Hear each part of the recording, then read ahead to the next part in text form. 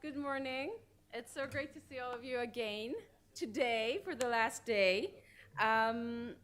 We are running a bit late. We apologize. Taxis and mornings, the day after, etc. But we are very fortunate that our keynote for today is Professor Glenn Griffiths. One of the people that were on my wish list for this conference. And so I'm very excited to have you here, and so are all of us. Glenn is an Associate Vice Provost for the Faculty Success and Professor of English at the University of Albany, State University of New York, SUNY. He's a Senior Editor of the journal West Indian Literature, the author of the monographs The BBC and the Development of Anglophone Caribbean Literature, 1943 to 1958, and Deconstruction, Imperialism, and the West Indian Novel, and co-editor with Linda Lewis of Color, Hair, and Bone, Race in the 21st Century. His talk today is titled How the BBC Served West Indian Literature, and we are really excited to hear it. Thanks so much.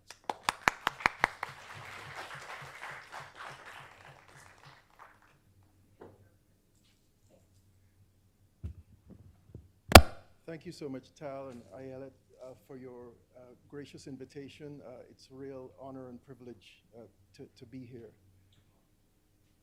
So when I want to advance it, just forward and back.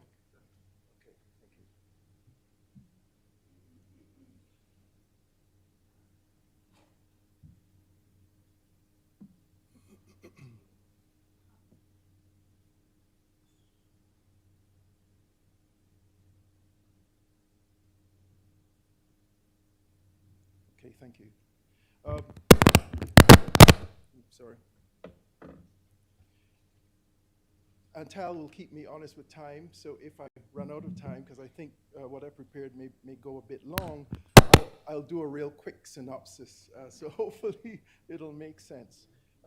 Between March 11th, 1943, and September 7th, 1958, the British Broadcasting Corporation, through its General Overseas Service, produced a literary radio program that was recorded at the BBC Studios, Bush House, London, and broadcast each Sunday to an eager audience of aspiring poets and prose fiction writers in the English-speaking Caribbean.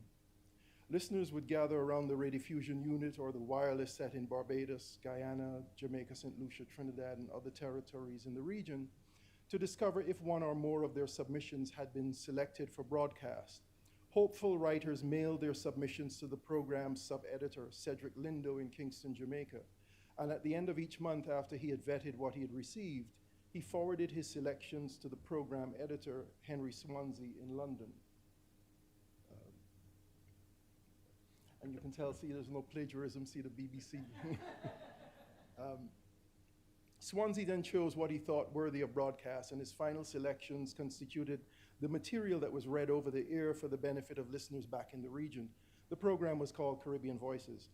The BBC Caribbean Voices program paid writers whose work was broadcast, and by the standards of the day, the pay was very good. Indeed, evidence of the fact that most of the limited budget went to pay successful writers and those who read the material on air is that no recordings of the program exist. In order to keep production costs low, each week's recording was taped over the previous week's broadcast, so that by the end of the program, no audio archive existed. Successful writers and aspirants who hoped someday to hear their literary efforts broadcast comprised the faithful audience. But there were other listeners as well. Sometimes the wider audience included those who were not aspiring writers, but ordinary Caribbean folk within earshot of the radio, who were intrigued by the captivating stories and other presentations that address themes, locales, and circumstances familiar to all in the region. Over its 15-year run, Caribbean Voices had a significant influence on the development of literature in the English-speaking Caribbean. Indeed, many of the region's writers who had begun to establish their reputations during the post-war period were creatively and materially assisted by Caribbean Voices and Henry Swansea, the program's most influential editor.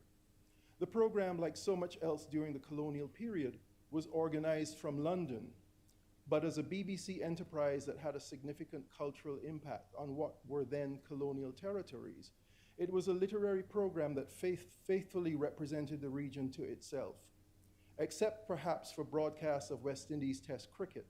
A regularly scheduled program such as this was quite novel for the period. This was so because the program comprised literary content that had been fashioned by those from the region, and often in vernacular forms that were representative of the cultural and linguistic diversity of the various contributing territories.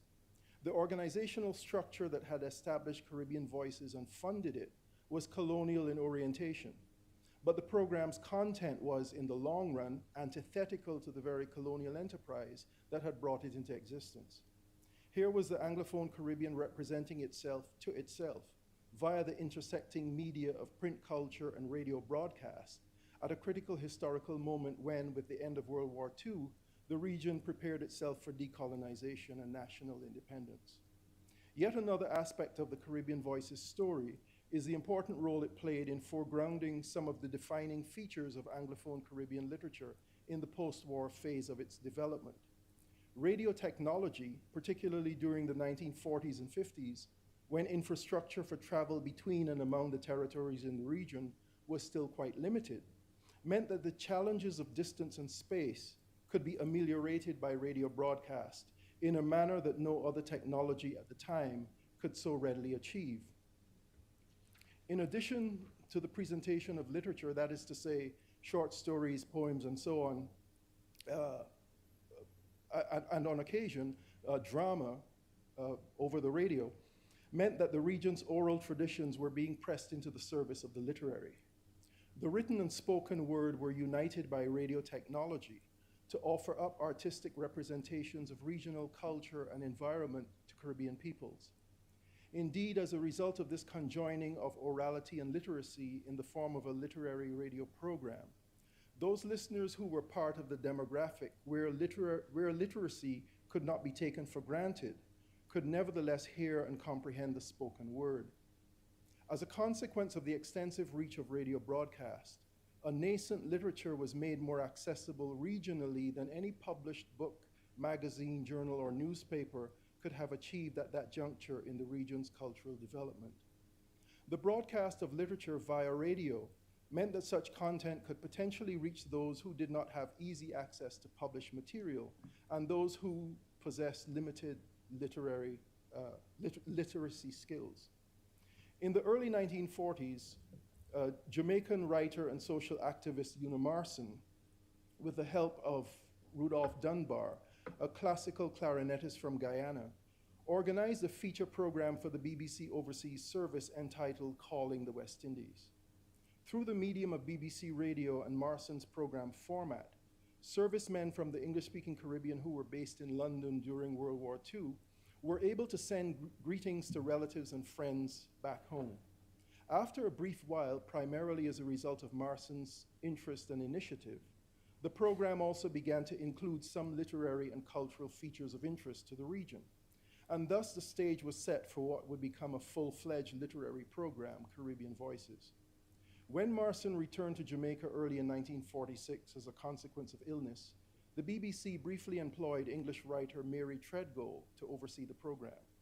After Treadgold's short stint as organizer of the program from December 1945 to July 1946, BBC Overseas Service Director John Grenfell Williams contacted Henry Swansea to ascertain his interest in becoming producer and editor.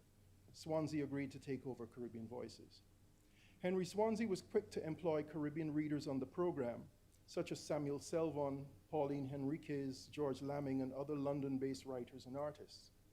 Indeed, an important part of his early critical sense of what contributed to the Anglophone Caribbean's uniqueness, at least from a literary point of view, was language and the peculiarities, I can't even express it, you wouldn't think English is my first language, and the peculiarities of idiomatic expression.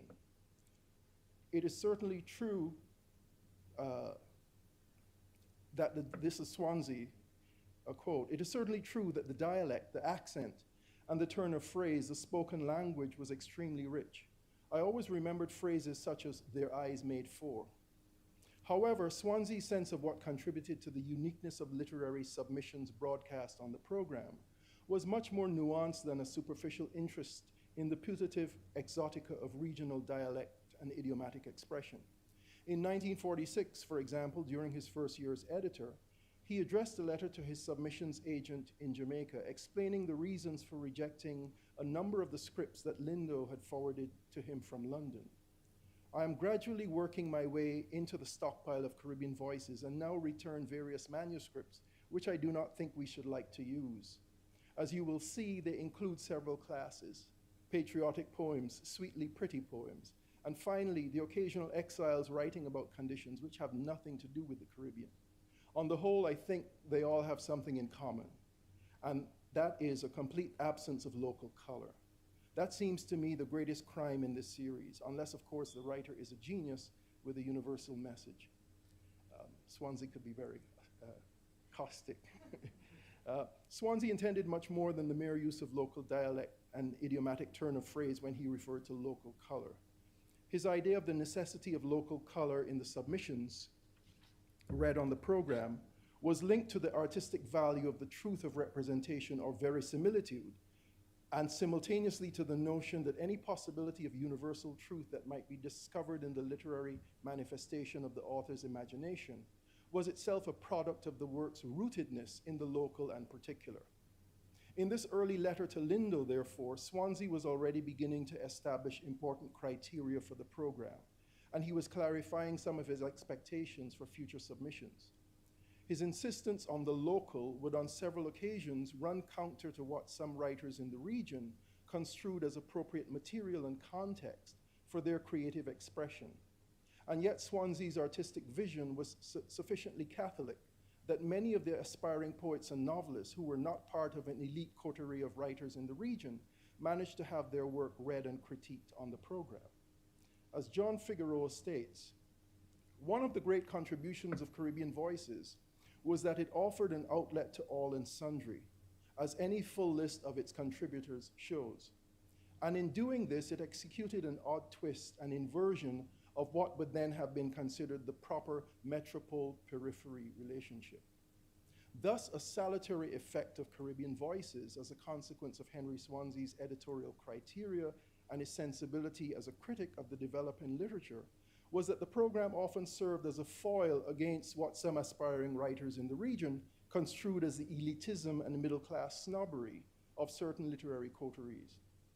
Where some such writers might have had their efforts disregarded because of their outsider status at home, here it was that they were being offered a chance at insider status by means of a BBC radio program broadcast back to the region from London. With the foregoing as a sort of preface, I'd like to turn now to some aspects of the overall shape of the program as a result of Swansea's design.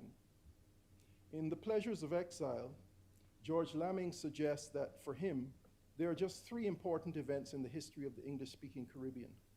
He lists these as Columbus's entry into the region in the 15th century, abolition followed by indentureship in the 19th century, and finally in the mid-20th century, the use of the novel by the region's writers as a means of investigating and representing the inner life of the colonized. In proffering this list of significant historical articulations that help to frame the region's culture, Lamming suggests that, quote, the world met here, and it was at every level except administration, a peasant world, end quote.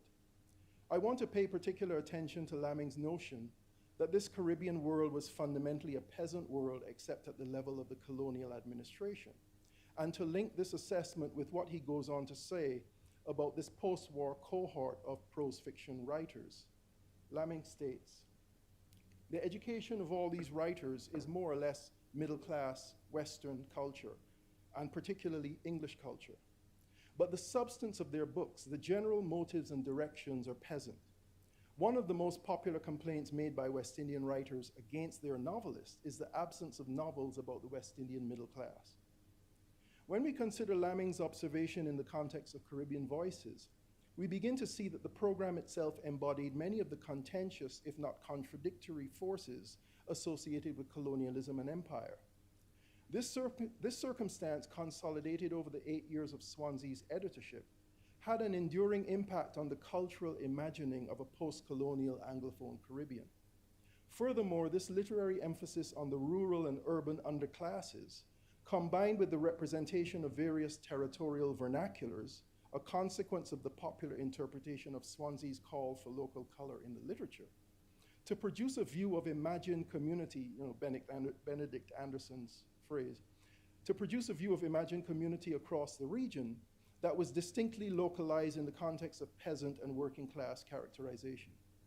Additionally, this imagining of regional community as fundamentally peasant and working class helped to subvert a middle class vision of the soon-to-be post-colonial community that was closely aligned with the Federation's view of the decolonized region. As such, the ill-fated West Indies Federation was already imaginatively challenged by the consolidation of a view of the future decolonized region as distinctively peasant and working class, at least in terms of cultural articulation. This perspective was, to some degree, a consequence of the shaping of the literature emanating from the region and of its wide regional dissemination via Caribbean voices. The West Indies Federation, as failed nationalist experiment, survived for only 4 years, from 1958 to 1962, having officially come into existence in the same year that Caribbean Voices concluded. However, as is true of most such political formations, the groundwork for the establishment of the experiment had commenced decades before the conclusion of Caribbean Voices. Consequently, there is more of an intersection in terms of the scramble for ideological terrain between federalism on one hand and territorial nationalism on the other than is initially apparent. In addition, beyond such abstract intersections, there were individuals such as Arthur Creech Jones and Anthony Martin, whose administrative colonial work included both the BBC and the federal negotiations. Arthur Creech Jones, as Secretary of State, had administrative influence over the Colonial Office and therefore BBC broadcast policy. He also chaired the West Indies Conference on Federation held in Montego Bay, Jamaica in 1947. Anthony Martin served as BBC program organizer for a decade and a half, and he also traveled throughout the British West Indies in January 1959 on behalf of the Colonial Office to promote the interests of the Federation. As such, the years of Caribbean Voices broadcasts, though preceding the political formation of the Federation, represented critical years for the shaping of the ideological terrain of post-colonial nationalism in the region. Whether Federation's advocates were aware of it or not, Caribbean Voices had the inadvertent effect of rendering inhospitable the very imaginative ground upon which the idea of federation sought to sow the seeds of regional nationalism as a discursive concept. Echoing George Lamming's observation above, Belinda Edmondson's Making Men, Gender, Literary Authority, and Women's Writing in Caribbean Narrative also advances the argument that Victorian Britishness served as the ideological model for a regional middle class. Although, as her book title indicates, she's much more concerned with the discourse of gender in the formation of the regional writer. Nevertheless, like Lamming, she highlights the significance of the idea of Britishness in the formation of the writer in the region, and emphasizes the importance of comprehending the British Caribbean as a fundamentally discursive construct. Edmondson states, "The West Indies, as the region was and is still called, was always somewhere else. It was not Europe, not Africa, not India. This somewhere elseness has become a central trope of West Indian discourse, with its attendant notion that the space of the West Indies is more metaphorical than it is material. And indeed, what exactly constitutes the West Indies, the Caribbean, as many prefer to call it, has always been hazy. If the space that constitutes the Anglophone Caribbean was always fundamentally discursive and more metaphorical than material, as Edmondson argues, then the discursive construction of a post-war imaginative community in the region was certainly as indebted to a literary construction of nationalism, given the reach of Caribbean Voices broadcast, as to any other discursive mode in the region. Literature, then, was not a supplement to the intersecting political and economic narratives helping to shape the region, but was, I'm arguing, instead a fundamental actor in that discursive shaping of the region's post-colonial imaginary. Part of what helped to make literary discourse so significant in the shaping of the region's post-colonial imaginary was the unreality of the Caribbean as represented in a long tradition of colonialist narratives.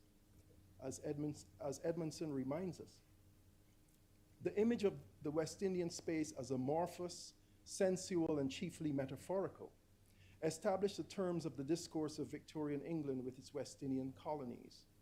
This relationship with Victorian England in turn affected the first generation of West Indian writers in their efforts to define West Indianness, in which geographical unreality, cultural lack, and racial inferiority all converged to define the terms of writing. As a response to this hegemonic colonialist representation, the post-war generation of writers wrote back to the imperial center with the significant assistance and influence of Caribbean voices, and did so in ways that sought to contrast and counter this would-be geographical unreality with a fictive but no less specific and influential alternative mapping. This is the context in which we might better comprehend George Lamming's assertion that, for the most part, this particular generation of Anglophone Caribbean writers produced novels that were peasant in motive and direction. The peasant is synonymous with the land, with the agricultural soil underfoot. But in the British Caribbean, where colonialism by its very nature meant the material dispossession of the colonized, most obviously in terms of landlessness, the post-war writers of the region articulated the conditions of coloniality and began the process of an imaginative reclamation of the soil underfoot by artistically highlighting the peasant. This is what Lamming is articulating when he states in The Pleasures of Exile that, quote, "It is the West Indian novel that has restored the West Indian peasant to his true and original status of personality." The critique of colonialist discourse that necessarily preceded the region's narration of an imagined post-colonial community was rooted in a literature written by this post-war generation of writers. The emergent literature imaginatively grounded itself in peasant experience as a means of metaphorically taking possession of a landscape that at that historical juncture was itself symbolic of the material dispossession of the colonized. If you can't own the land, if it isn't yours because of colonialism, when you start to produce fiction that's representative of yourself and the region, you focus on the peasant. So you metaphorically make this reclamation the thing that you cannot do at that juncture, materially and actually. The figure of the peasant functions symbolically beyond any narrative concerned with characterization to stand in for landlessness and dispossession in the British Caribbean. And this symbolism in turn represented a literary critique of colonialism. Thus, in terms of Edmondson's proposition that, quote, "The struggle for West Indian self-definition became fundamentally tied to the use and manipulation of key ideas embedded in the actual language of Englishness itself," end quote.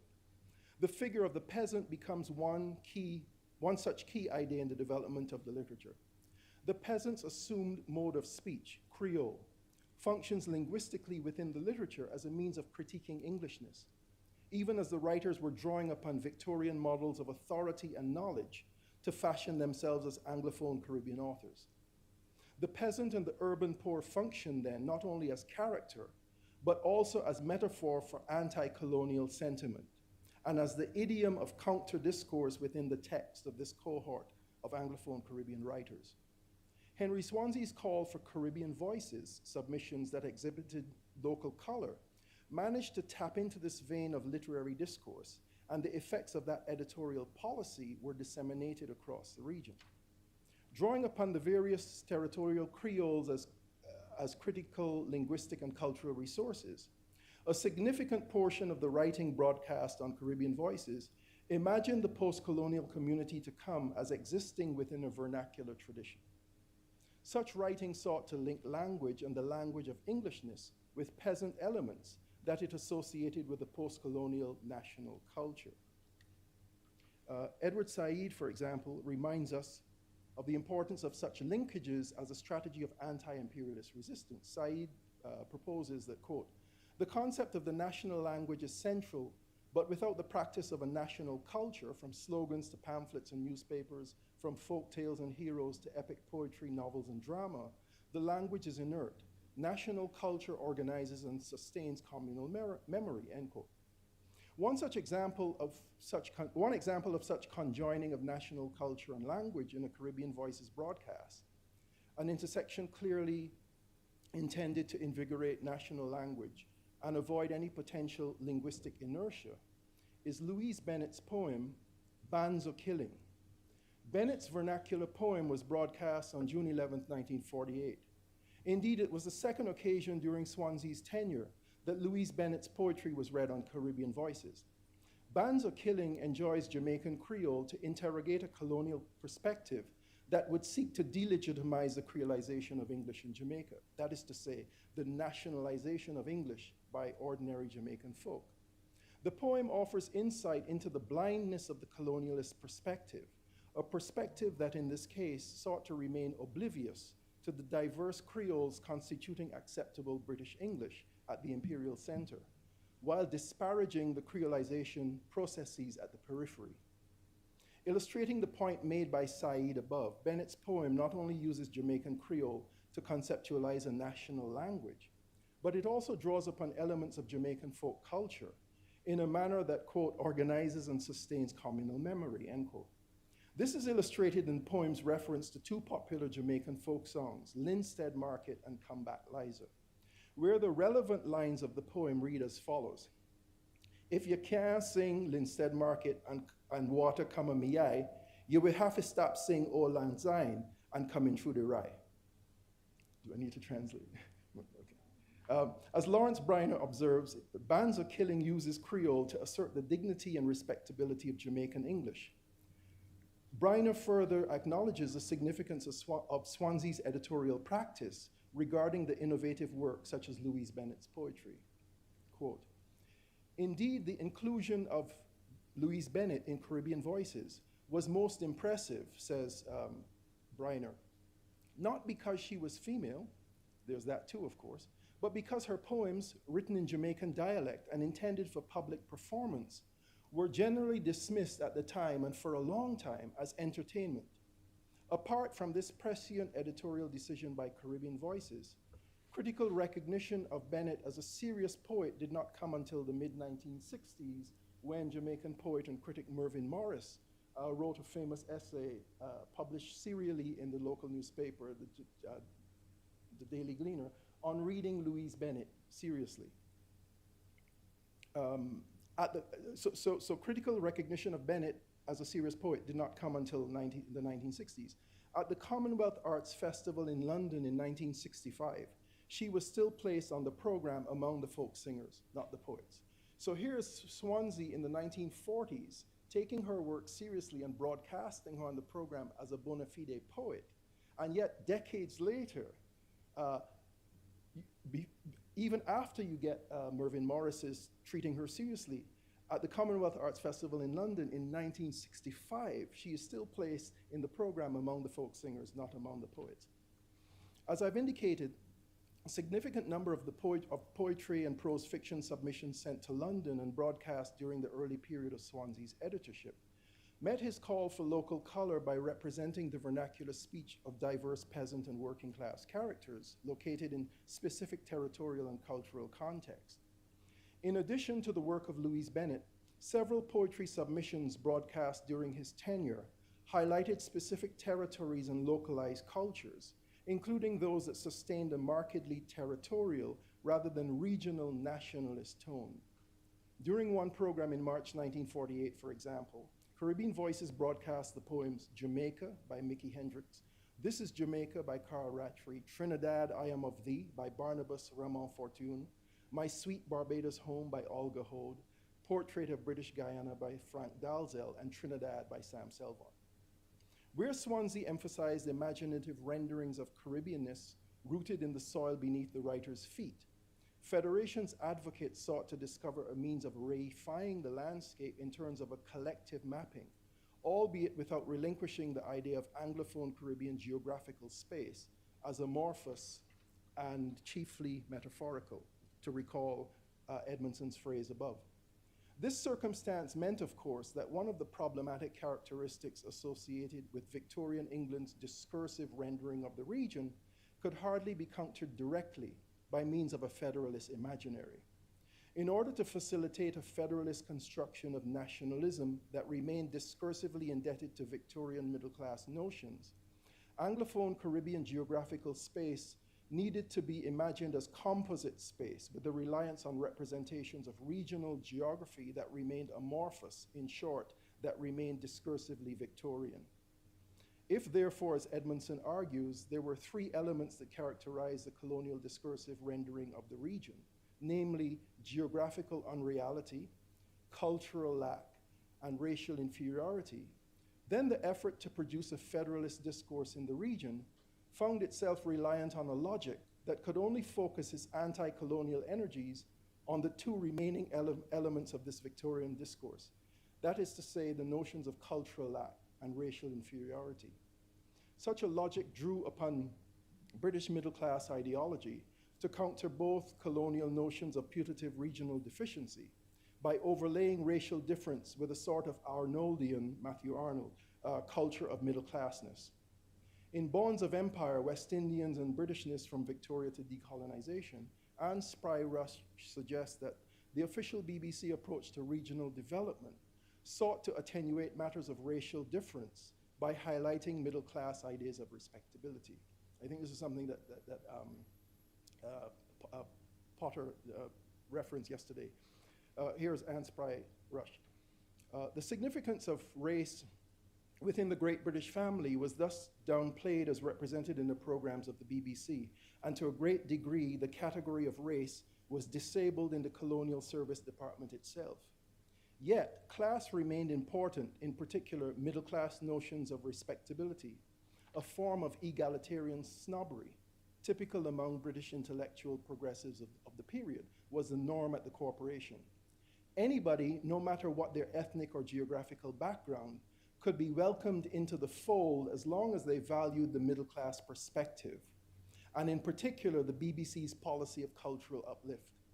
It is not then surprising that those persons who worked with or for the BBC's colonial service, regardless of whether they were native Britons or West Indians, almost without exception identified themselves as middle class, end quote. So you don't address race and racism frontally, you use middle classness. Anyone can enter into the fold. We don't care what race you are, what ethnicity, and so on, as long as you're middle class. And we all know the problems that presents if you step outside the boundaries. Thus, official BBC policy managed to strategically engage the long-standing colonial discourse of purported racial inferiority and cultural deficiency in the region without decidedly undermining that discourse. It did so by offering the overlay of British middle-class respectability and cultural uplift as a way out of that particular colonial conundrum.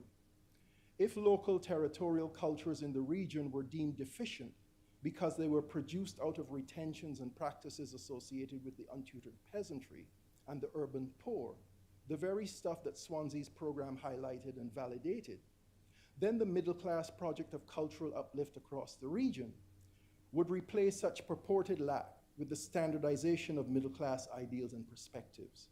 In terms of literary development, such standardization would likely include a preference for the use of standard English and textual content that valorize the middle-class worldview. The Federalist perspective, indebted to this approach, sought to address the problematic colonialist rendering of the region as racially inferior and culturalist by transposing middle-class values and mores shaped by Victorian Britishness onto the region. As a result, these two egregious aspects of colonialist discourse were not critiqued frontally by Federalist articulations of Anglophone Caribbean nationalism. The Federalist view of Anglophone Caribbean community lacked purchase when confronted by articulations of identity and belonging that were presented in specifically racialized and working class terms. Swansea's ideological position ran counter to such official colonial policy, and the Federalist view of the region and his aesthetic choices for Caribbean voices often revealed not only his different perspective, but also his tastes in the region's but also his impatience, with efforts to valorize and cultivate such Victorian-derived middle-class taste in the region's burgeoning literature. Swansea was willing to take risks for his beliefs, and his comment as he reflected on his years with the BBC offers a glimpse into his views on colonial politics, and this is an interview I did with him decades and decades ago. And he said, "An odd passage through life which might explain something to the alert. The key, I think, has been my sympathy with the different peoples brought into contact by an imperial structure, perhaps too much linked by politics and economics, and not enough by art and culture," end quote.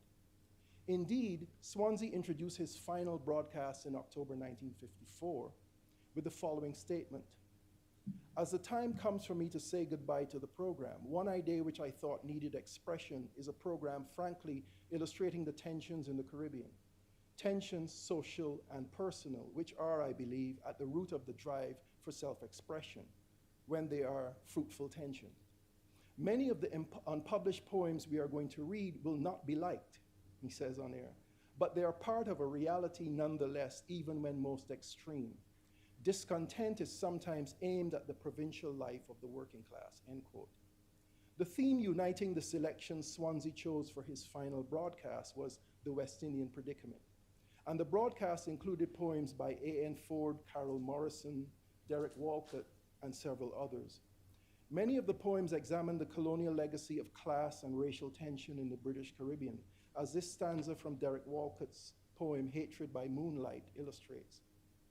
"Being so buffeted by change, by race, by hatred, for when the soul is hated, hatred of self becomes a kind of faith, and hate of others will not be abated, except by rebellion or death."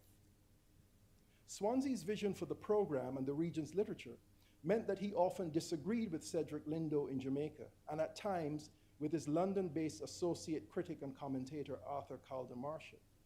He was certainly aware that his contrasting perspectives created difficulties for him, and he was cognizant of the fact that his critical emphases facilitated the sort of nationalist perspective in the developing literature that was conceptually more in keeping with territorial nationalism than with the form of regional nationalism associated with the federalist perspective, which was the perspective promoted by the BBC hierarchy.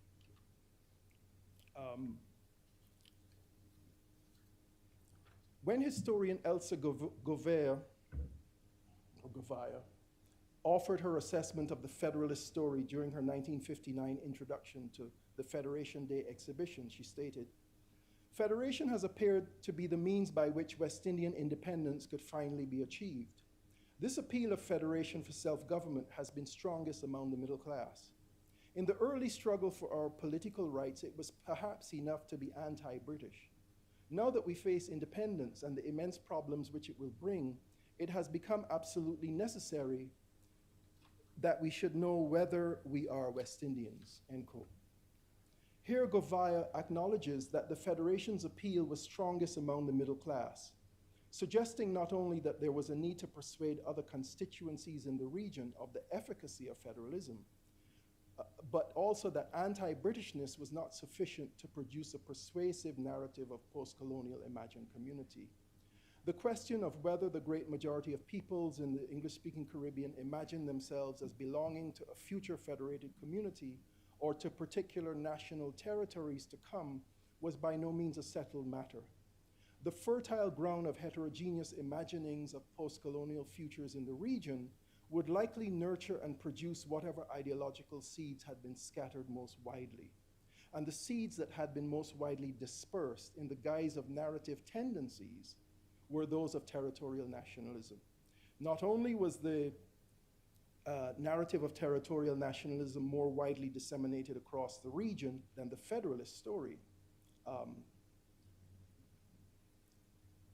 assisted, as I've been suggesting, by Henry Swansea's Caribbean Voices, but there were also other quite contentious anti-Federalist narratives vying for prominence. Let me skip forward here to the end, the last paragraph.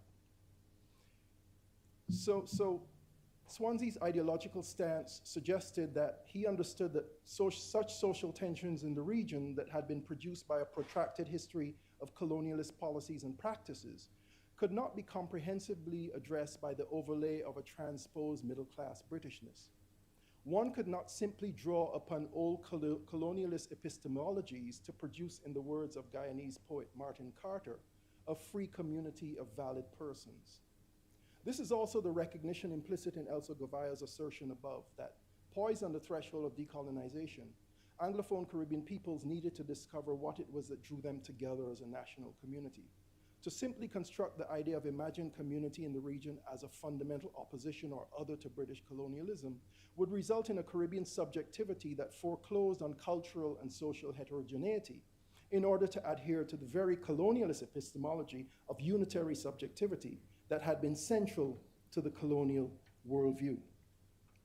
Swansea's ideological and editorial tendencies revealed his comprehensive notion of Caribbean diversity, not only in terms of race and class, but also linguistically, as seen in his unsuccessful attempt to bring the literature of the Francophone and Hispanophone Caribbean into the Caribbean Voices fold. He started communicating with, for example, Aimé Césaire, much to the chagrin, one would imagine, of his British superior. So not only was he promoting Creole and the vernacular when they wanted standard English, but he was going outside Anglophilia and inviting contributions from the Francophone Caribbean and somebody like Aimé Césaire and Retour Pays Natal and that kind of, in-your-face poetry. Anyway, so Swansea's ideological and editorial tendencies reveal his comprehensive notion of Caribbean diversity, not only in terms of race and class, but also linguistically, as seen in his unsuccessful attempt. I said that already. So his vision of Caribbean imagined community, expressed through his particular interventions in the developing literature,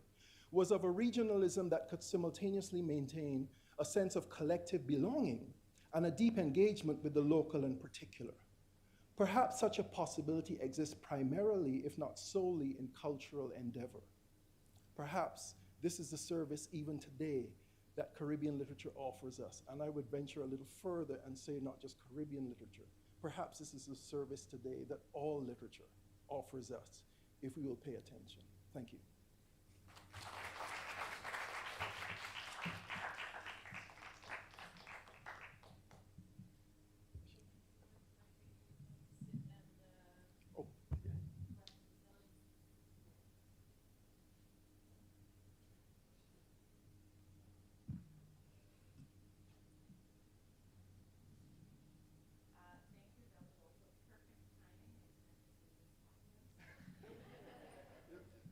It's the Barbadian Britishness. Be on time.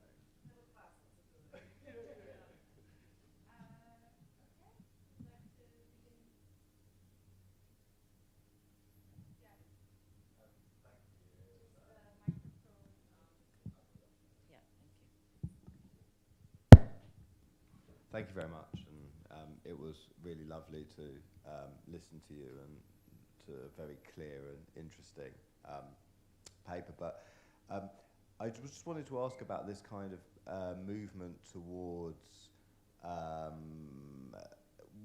what you could argue is a kind of a more working class peasant contribution to literature and to artistic production.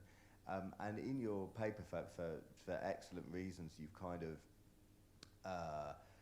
related that to sort of changes in the Caribbean. But I just wonder if there's a story to be told that is analogous to kind of what's happening in British plays, poetry, writing in this period, where that same kind of pressure is breaking through, isn't it? To kind of have a more authentic working class voice, and whether you think those conversations were taking place across the BBC too. Yes, I think so, but as you likely know as well or better than I, that even in more recent times there is still some resistance via the BBC to accept that and acknowledge that. I remember, and this is some decades ago now, there was a black British poet, his name slips me, but I can see him, and he was offered, there was a thing in the media for a while, that he was offered a professorship then there was a lot of back and forth, and it was finally turned down, and a lot of his writing was in the vernacular tradition. Was it Benjamin Zephaniah? Benjamin Zephaniah. A man from Birmingham. I've got relatives in Birmingham. But you also have somebody like the Black British Caribbean novelist, essayist, somebody like Carol Phillips, who even with so it seems to me that there are different ways of getting at that. So Carol Phillips, for example, in so many of his novels might not necessarily use characters who even rely on the vernacular, although he does in some instances. But say take a novel like Cambridge, where he plays with class through the character Emily and the slave Cambridge. So there, it seems to me that there are different ways of doing it. The vernacular is just one, but that's my meandering way of saying certainly that's what's happening in a lot of, I think, Black British writing, certainly coming out of or directed back to the Caribbean, and it's certainly happening in the region. Jessica, and then Paul, and then Kristen. Thank you so much for that content. It was just lovely, and your work on this is amazing. So I really loved this pushback on the federation idea as this bourgeois middle class sort of indebted to this amorphous definition of the West Indies. But you also started with talking about radio as a cross-island, non-material way of knitting together people. And we know, of course, the Swansea and others were taking submissions from across all the islands in the West Indies. So in some ways also creating that kind of cross-island federation, if you will, though not in an institutional or politically organized way. So I wonder if you could just say a little bit more about that part of it and how you see that intersecting with this territorial, material nationalism I think you talked about. Yes, I think you're right on the money. Somewhere else he says, I think in an essay, that's his view, that he sees the regionalism rooted in the particularity and not in this middle classness, which he sees as mimicry. And among the things he started doing, again, much to the annoyance of his sub-editor, Cedric Lindo in Jamaica, is that when people sent submissions through Lindo that he liked, the few that Lindo managed to slip through, Swansea started corresponding directly with these people and saying to them, mail your stuff straight to me, forget going through Lindo in Jamaica. And as a result of that, he created this side or back channel, and so you get an interesting mix. He was also at that time, but I'm not saying that he was any feminist, he was very much a man of his time, Petra. And yet, that vision of his, he could sort of vision on the horizon a territory, even if he didn't enter that land, that he could vision. And he started promoting women and again the peasantry. So there were a number of poems broadcast. Just one example of an Indo-Guyanese woman living in the Rupununi Plains, out in the rice paddies, who wrote poetry in her spare time while she wasn't tending the buffalo and the rice and cooking food for her husband and so on. And he promoted her, and they so he sought to do that, and he did it across the region. So as you I think pointedly remarked, any regionalism that he was for was a regionalism in a cultural and artistic sense. Arnold is the best thought and known, but unlike Arnold, he was trying to find it in the working class and the dispossessed, not in trying to bring people up from the working class and make them middle class. Paul? Yes. Thank you very much. Fascinating book. I suppose my question is about the relationship between the institution and the individual. How much of a maverick? Someone who doesn't know the history. Sorry. For someone who doesn't know the history, how much of a maverick is someone like Swansea? How much is down to the initiative and perhaps the autonomy of a particular individual within an institution in enabling a cultural change and historical change? Or is it more the fact that the BBC at that time was able and willing, and perhaps as a matter of policy, giving certain kinds of people that kind of autonomy and power? There's certainly that, because Swansea's Anglo-Irish, and in an interview he said to me that he came from Ireland from Dublin to England when his father died. His father was a priest, and he was 5 years old. And yet he said, according to him, the British never let him forget that he was Irish. And so yes, there was that opening door to him in the BBC, this Anglo-Irishman. But yet he never felt that he was given his due. He was a bright guy, Oxford, PhD in history, spoke several European languages, and so he seemed to feel that if he weren't Irish, he would have risen higher in the BBC ranks. So yes, there was this opening door, but there was a kind of ceiling, if not glass, otherwise. And so his response to that, I think, was to be a subversive inside the BBC.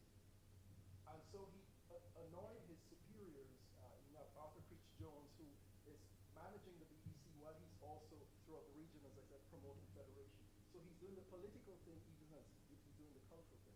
And it was clear when you look at the archives, the written archives in Caversham, the political dimension, their notations from the government saying, this is what we want the promotion of literature in the English-speaking Caribbean to do, to help foster a middle class, just like us British, right? What Kamal Rafford referred to as Afro-Saxons, so that when decolonization comes, we can be assured that there's not going to be any upsetting of the apple cart.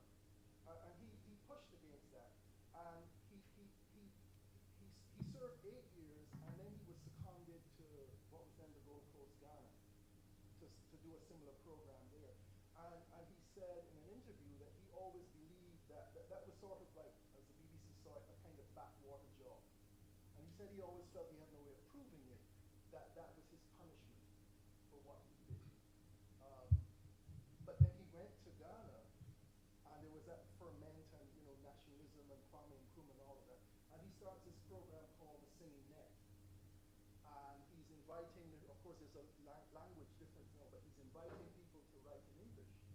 And that fosters in Ghana a writing literature broadcast, again back to Ghana, via the radio. And there are other writers in West Africa writing in English who talk about that program as part of their own formation and influences as well. So yes, you are right. There's an open door, but there's struggles. So you have to give the British colonizer. I mean, I feel in a sense British. I can't help that. The Queen died, and I felt something because as a kid I stood in the hot sun. Kids around me were fainting to wave at her. As I often say, even a dysfunctional relationship is a relationship. And there's a psychological and emotional dimension to relationships, not only even if they're dysfunctional, but sometimes particularly when they're dysfunctional. So the British gave with one hand and took away with the other. And so we have to allow them that. Some might focus more on the giving, some might focus more on the taking away. I'm namby-pamby. I try to fall in the middle and take away and maybe shake hands. Kristen, and then we'll take.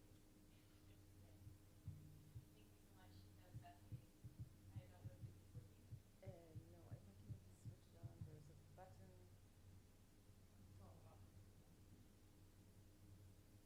Yeah? Super. Okay. Thank you so much. I have two questions. One of them is just factual, and the other one is not factual.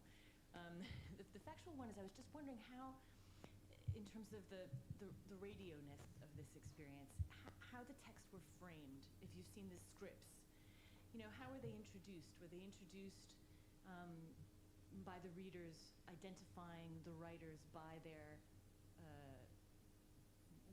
geographical location? Was there any kind of biography of the writers before the texts were read? So how were they? There are the texts themselves, and then there's the kind of how they're mediated, right? How they're framed as a radio program that we could think about in terms of how they might have been interpreted and received. So I was just curious if you could say a little bit about that. And then I know nothing about this literature and nothing about this history, so for better or for worse, refer to what I know. And I think about the history of the Soviet Union and its imperial relations with people in Central Asia and other parts of the Eurasian continent. And the phrase local color, we want local color, was always used in the Soviet context by the center to talk about having people, say, in Azerbaijan, kind of perform their Azerbaijanness. You know, that there's an accepted national culture that, you know, gets taken into all union culture. But it's a form of essentialism. And I wonder, it's fascinating to hear about this white Anglo-Irish man having such control and power, if I'm getting your argument right, to frame a definition of Caribbean cultures. And is there any way that a counter-reading of this could read as a certain kind of essentialism on his part that could be quite politically moving in a very different direction from the one that you described? Certainly, I'll start with the second part first, and please remind me of the first piece of the question. Yeah, there was that, as I said earlier, he was a person of his time. There are some correspondence or something where he writes about Samuel Selgon, an Indo-Caribbean, Indo-Trinidadian writer, and he says something about, it's a racist stereotype.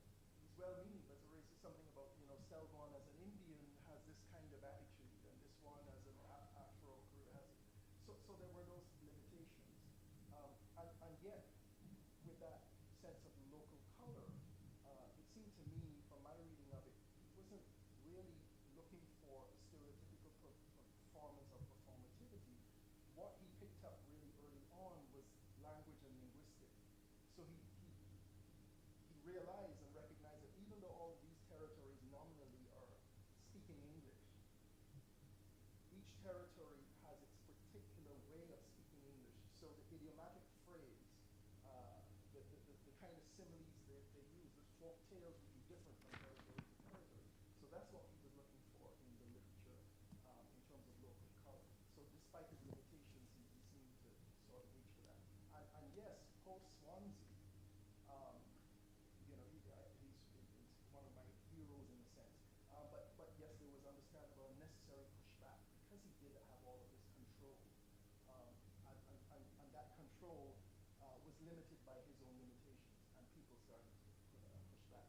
The first piece of the first question, if I recall it correctly, in terms of the scripts, as I was talking with someone yesterday, oftentimes the scripts and the editing, you might think it was these are purely editorial and aesthetic concern. Sometimes it was just for broadcast time, right? So things would be cut because you have to fit this thing into 5 minutes or whatever. But what he did, what he started doing that was unprecedented in those who had come before him, Una Mars and Mary Treadwell, is every 6 months, so in terms of introducing the stuff, he wouldn't give a biography or whatever. He'd say Derek Walton and because of time. But he started this broadcast every 6 months of doing critical analysis of all of the work that had been broadcast for the prior 6 months. So he started doing criticism on the show and inviting critics to write in their criticism. And during the criticism broadcast, he would give more of that sort of background, biography, and these kinds of things. He promoted Derek Walcott. Derek Walcott self-published 25 poems, which his mother gave him $200 to hawk on the streets of St. Lucia. Frank Cullimore got a copy, mailed a copy to Swansea in London, and Swansea was blown away and read them on the broadcast, practically all of them over several broadcasts. And prescient, Swansea says, this guy Walcott was 19 years old at the time, he says, I regret, Walcott was in London briefly, and he said, and he missed Swansea, and Swansea said, I regret not meeting that young man, because I would have asked him to sign my copy of 25 poems, because I know he's going to be a great writer later on. Derek Walcott wins the Nobel Prize. So there was something about him that saw, say one other thing quickly, the human side. Sam Selborn in London, his wife and child got tuberculosis, and he was about to go back to the Caribbean. Swansea, with his own money, paid for the family to go to the sanatorium. George Lamming was married, had a child, the jockey was looking to become a bus driver, London Transport. Had that happened, Lamming might not have been a novice minister. Swansea hired Lamming to read on the program, so he had a steady income, so he didn't have to become a bus driver on the London Transport. And Swansea said, I'll pay you to be a reader. He got paid when he broadcast work. He said, but I will still only broadcast whatever I think is good, right? But I will pay you to be a reader. And that saved Lamming from becoming a bus driver. And when Lamming published the first novel, In the Castle of My Skin, Swansea shopped it around, and Swansea got the first publisher, George Lamming. So there's a lot that Swansea did for those writers. Going on too long, just quickly. One of the things Swansea taught, I think, Afro-Caribbean folk who had eyes to see and ears to hear, there was a blanket: you're white, you must be colonial, you cannot be for us. And I think Swansea was a figure who taught West Indians to read ethnicity, right? To read his Irishness and not just what appeared to be his whiteness. Right? So in the interest of time, we'll just gather the last questions at Swoti and Dina. Okay, if you can just come to the microphone. Thank you. So I'll make it short. Thank you for that. Really interesting. My question is about literary genre in this. And I was really intrigued by the fact that this was kind of an early example of literacy and orality working together, right? Because I imagine, and if you could just elaborate on that, on how writing, and all submissions were in writing, correct? The submissions were in writing. Yes. But they were writing knowing that this would be broadcast orally, right? And if that created some kind of difference in genres or the way people were writing, knowing that you're writing for an audience that's going to listen to it, compared to, I imagine, both written literature that was just text and the oral literature that was probably circulating at the same time. Yes.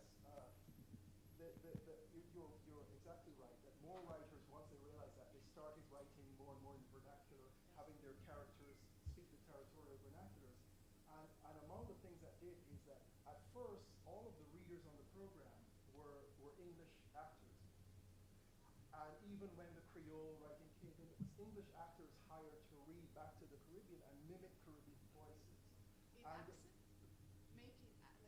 Making accent? You want to talk about colonial mimicry? And it became so ridiculous, and Swansea got rid of them, and that's what, because they were West Indians post-war, and that allowed them to hire these people. The other piece about the orality is, I could show statistics for the period. I mean, depending on the territory, you would have something like maybe only 30-something% of the population literate. And so broadcasting it orally, and the other thing that happened is there were these sets called the rediffusion. It was using like telephone wires. The poorest house in so many of these sets had a rediffusion. The two most sort of ubiquitous places in the Caribbean, the rum shop and the church. And every rum shop had a rediffusion. And so the people in the village gathering at the rum shop, the rediffusion was always on. It would wind up, you could lower the volume, you could even turn it off. So people always left it on. So when Derek Walker's play, Henri Christophe, was read, you would have people in the rum shop, right? Illiterate, some of them, listening. And they were listening because it was a big, hear my West Indian boy broadcast all the way from London. So they were being exposed to a literature that they couldn't read. No, that actually answered my question. It was my so. Okay. Thank you so much, Brian. I'm sure there's more questions, but maybe in the coffee break. Thank you so much. Thank you.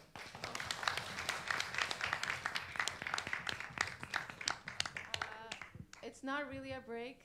It's just grab your coffee and come back. But here we go. Because we want to start at 10:30.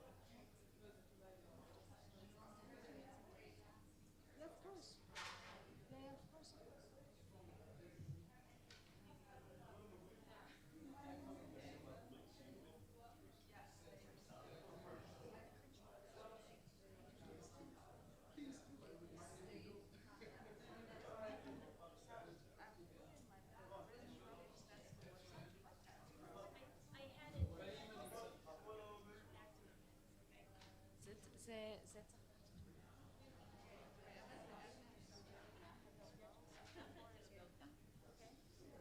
do you know? And also this is Apple, and you need to be yeah. Yeah, so for that you do need my Israeli number. Just show your ticket. I almost No, I'm almost like there's so many things that have to be probably yes. make it like my son's ID. Yes. כן, אני באה.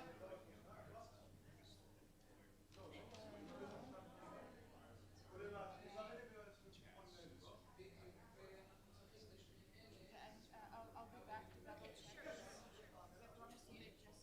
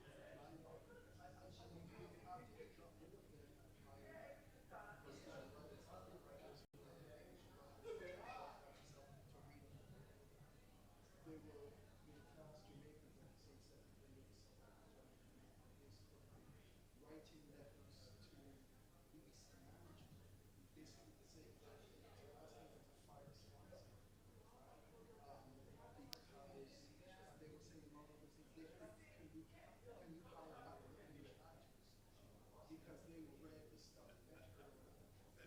There was class warfare going on.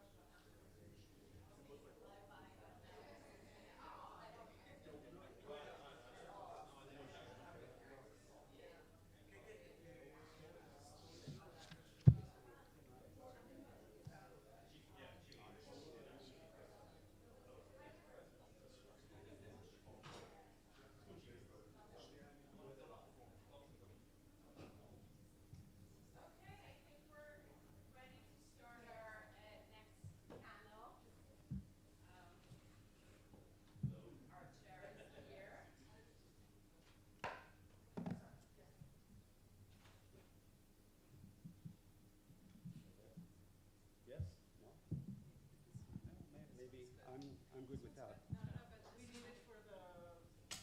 That's what I'm afraid of. Good morning, everyone.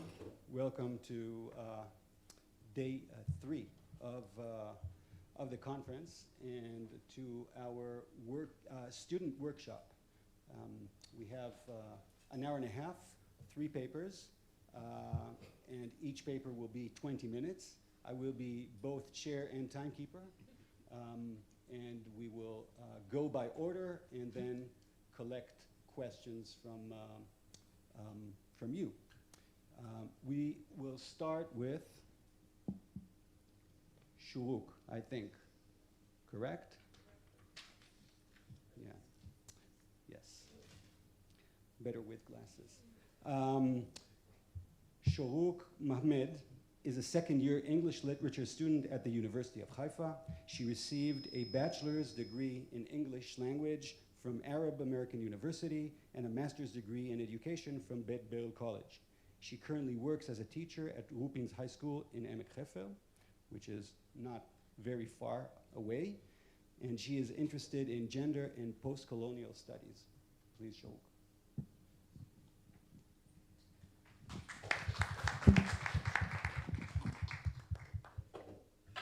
Thank you, everyone. Good morning. So my title is, thank you. So my title is for the paper, You're Not English, You're Muslim, Islam in the BBC 2018 series Informer. Already in the 19th century, Edward Said, how does this thing work? Yeah, that's fine, thank you. So already in the 19th century, Edward Said has argued that what is said about the Muslim mind or character or religion or culture as a whole cannot now be said in mainstream discussion about Africans, Jews, other Orientals, or Asians.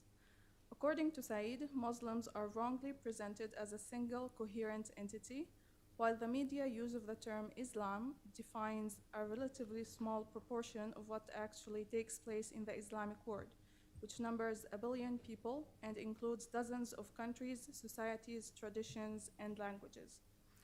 The use of the term as a lazy shorthand to explain or condemn terrorist attacks, especially since 9/11, maintains Said, becomes a form of attack.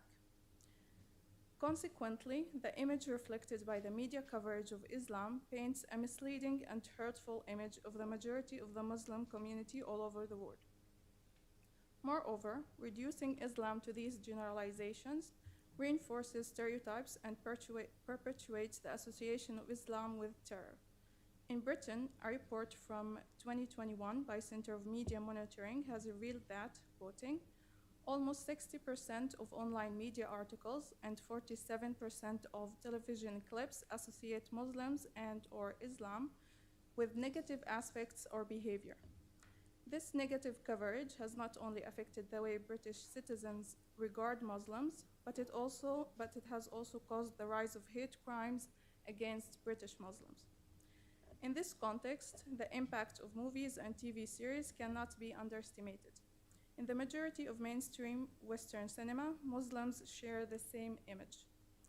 Men are depicted as terrorists, misogynistic, backwards, irrationally angry, and violent, and they're always depicted with beards, turbans, and kufiya, while women are shown as oppressed victims with no agency.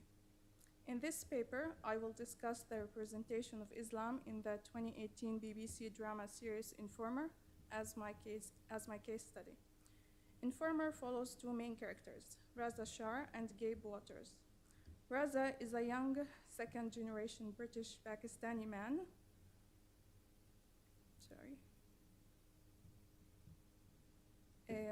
Raza is a young second-generation British Pakistani man who is coerced by Gabe Waters, a counter-terrorism officer, to work undercover for him. Unlike other movies and TV series featuring Muslim characters, Informer has a complex plot and no clear sense of right and wrong. In most Western movies, the white police officer is moral and always does the right thing, while the brown terrorist is immoral and dangerous. Informer, however, does not only recognize Muslims' voice, but it also depicts the police's exploitation and abuse of power. It shows how police officers sacrifice the safety of the respectable minority to protect the majority of the country's citizens. In the first episode, for instance, Gabe tells Holly Morton, the new officer in CTSU, Counterterrorism Special Unit, that the informants are, quoting, not your friends. You squeeze them, rinse them. If they give you any trouble, you drop them, move on, end quote. As long as Gabe receives the information he needs, he does not care about the safety of the informants. This is not the only subversion in this show. Informer challenges traditional stereotypes regarding Muslims' clothing, but also reinforces them. In the first scene of the first episode, Raza has an interview with a photographer for a flat share. He notices the photographs on the wall, and as he considers them more closely, he discovers that one of them was taken in his neighborhood a few years back, and that he's in it. The images show him smoking, and Raza exclaims, "That's me on a break." He then notices the title of the photo, Young Radicals. The photographer explains that she has chosen this title to call it Young Radicals, quoting, because of the radicalizing leaflets the man on the right is distributing. Raza explains that's Tariq. He's handing out menus. Judging by the man's clothes, the photographer assumed that Tariq was a terrorist. He is captured wearing a dishdasha and a turban, echoing the image of terrorist that she sees in mainstream media. By giving the man a name, a job, and anachronous reason to be handing leaflets, the scene subverts the media gaze dominated by white men. Through this scene, we understand that stereotypes are rooted in Western viewers' psyche. On the other hand, as we see later on, the series also depicts terrorists as bearded, wearing a turban and a dishdasha. Moreover, when Raza gets more and more involved with terrorists to collect information for Gabe, his appearance changes. His beard gets longer, and he starts to wear a can, a knee-length shirt, emphasizing this evolution from modern clothes to traditional ones makes a clear connection between radicalization and appearance. As a result, the show reinforces the terrorist image portrayed in the media. However, Informer subverts the hegemony that Islam is a flawed religion. In the second episode, Holly says, quoting, "Extremist recruits often target low-level criminals. They're easier to radicalize than people who actually know the religion." Making this distinction between extremists and those who actually know the religion shows that Islam is not a flawed religion and that Muslims are not criminals by nature. This dominant hegemony has been presented in Western media for the last decades. Said claimed that, quoting, "Much of what one reads and sees in the media about Islam represents the aggression as coming from Islam because that is what Islam is," end quote. Gabe confirms Holly's statement and says that extremists recruit lost boys. Thus, they offer a sociological explanation for radicalization rather than connected to Islam. The fault rests on those who exploit lost boys and use them to achieve their own agenda. Despite these subversions, Informer still uses the trope that equates Muslims with terrorists. It is true that the protagonist Raza is not a terrorist. However, the whole series discusses terrorism in relation to Islam. Raza was chosen as an informant because he is Muslim. Gabe and his team attempt to discover a terror cell that was established by a Muslim man called Iladua. Therefore, the series did not steer away from the familiar trope used in most of Western movies and series discussing terrorism. The way in which it works with this trope and examines it is what makes the series stand out. Its challenge to mainstream representation is evident when we measure it against the Raz test. Similar to the Bechdel test, which measures the representation of women in fiction, the Raz test, named after British-Pakistani actor and rapper Riz Ahmed, measures 5 different categories: the representation of Muslims in Western movies and TV series, answering these 5 questions.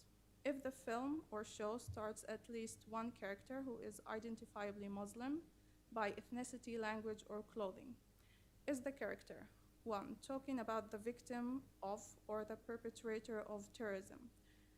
In this series, the answer is no. Raza is coerced to work as an informant by Gabe, and he only follows Gabe's orders. He knows what Gabe wants him to know and nothing more. So he doesn't talk about terrorism, he's not the victim of terrorism, and he is definitely not a terrorist. The second one, is the character presented as irrationally angry? Raza is not portrayed as an angry man, and the few times that he gets angry throughout the series, it is for a valid reason. For example, in one of the episodes, Raza has a panic attack at a party and gets into a fight with the bartender. During the fight, he imagines that the man he is hitting is Gabe. In the last episode, Raza tells Gabe, quoting, and excuse the language, "You fucked up my life upside down," end quote. And by now we know that he is right. Raza is hitting the man who ruined his life, not the bartender. 3. Is the character presented as superstitious, culturally backwards, or anti-modern? Raza is none of those. On the contrary, he is represented as a modern, regular young man trying to move out of his parents' house. He has a girlfriend, goes clubbing, and is no different from other white English men his age. 4. Is the character presented as a threat to a Western way of life? he is not. Raza helps the police capture those who are the threat. And the last one, if the character is male, is he presented as misogynistic. Raza is not. He respects his stepmother, whom he treats like his real mother. She is the breadwinner in the house, and he helps and supports her. Gabe succeeds in recruiting him only because Raza is trying to protect his mother to prevent her deportation. She is illegal, and Gabe threatens him to deport her. Moreover, Raza has a girlfriend who he does not hurt. On the contrary, in the first episode, he saves her from an overdose, rushing her to the hospital. He does not try to control her, and she's the one who ends the relationship. After that, Raza does not try to force her to resume the relationship or threaten her. I also claim that the attack depicted in Informer is not a terrorist attack, even though the perpetrator is Muslim. The first scene of each of the 6 episodes is located in a courthouse where witnesses are questioned about an attack. Each episode shows a different victim and how he or she was killed. The perpetrator is only revealed in the last episode. The rest of the events in each episode are flashback to the previous year, describing the events that led to the attack. In the finale, we learn that the perpetrator was Nasser Shah, Raza's teenage brother. He killed 3 civilians, a police officer, Holly, and then took his own life. Nasser is a regular teenager who was radicalized by life. One of the main arguments that could be raised regarding why this is not a terrorist attack is the fact that Nasser did not plan it. He was not trained, recruited, or radicalized by an ideology. Despite the fact that his home life is not stable, his father is an unreliable alcoholic, Nasser's behavior can be linked to the police's own actions. Weeks before the shooting, Raza's behavior changed after he was recruited by Gabe. He became distant, easily triggered, and that has affected his relationship with his brother. It has also strengthened Nasser's relationship with Akash, an older friend, with radicalized ideas about non-Muslims.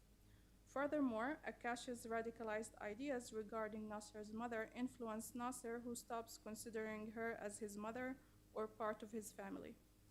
The final blow to their relationship comes 2 days before the shooting, when Nasser's mother kicks Raza out of the house. In his excited state of mind, an argument, an accident spiral into the attack. Nasser's friend Akash comes into the house with a gun that he had found in the garbage, with the intention of killing Raza for burning his car. He attempts to justify his actions by claiming that Raza is a terrorist. Nasser and Akash fight over the gun, and Nasser accidentally shoots Akash. In his desperation, Nasser leaves the house and wanders the street of London, repeating the sentence, "I need to see my brother." Like the police officer Gabe testified in court, quoting, "Everything fell apart around Nasser's. He was either gonna find someone to help him or someone to blame," end quote. He could not find his brother to help him, and when he spotted Holly in Cafe 66, he found someone to blame. For Nasser, Holly's visit to their house during the assessment of Raza's potential to become an informer changed everything. Nasser hears Holly based on a paper I wrote for Dr. Zemanovic's course, BBC at 100, and I really appreciate the opportunity that was given to me to present it in this forum. My paper asked how politicians and authority are depicted by televised satire in post-Brexit Britain. To answer this question, I examined Boris Johnson's depiction in the TV and online show Spitting Image. The program was and still is a reboot of... It's not working?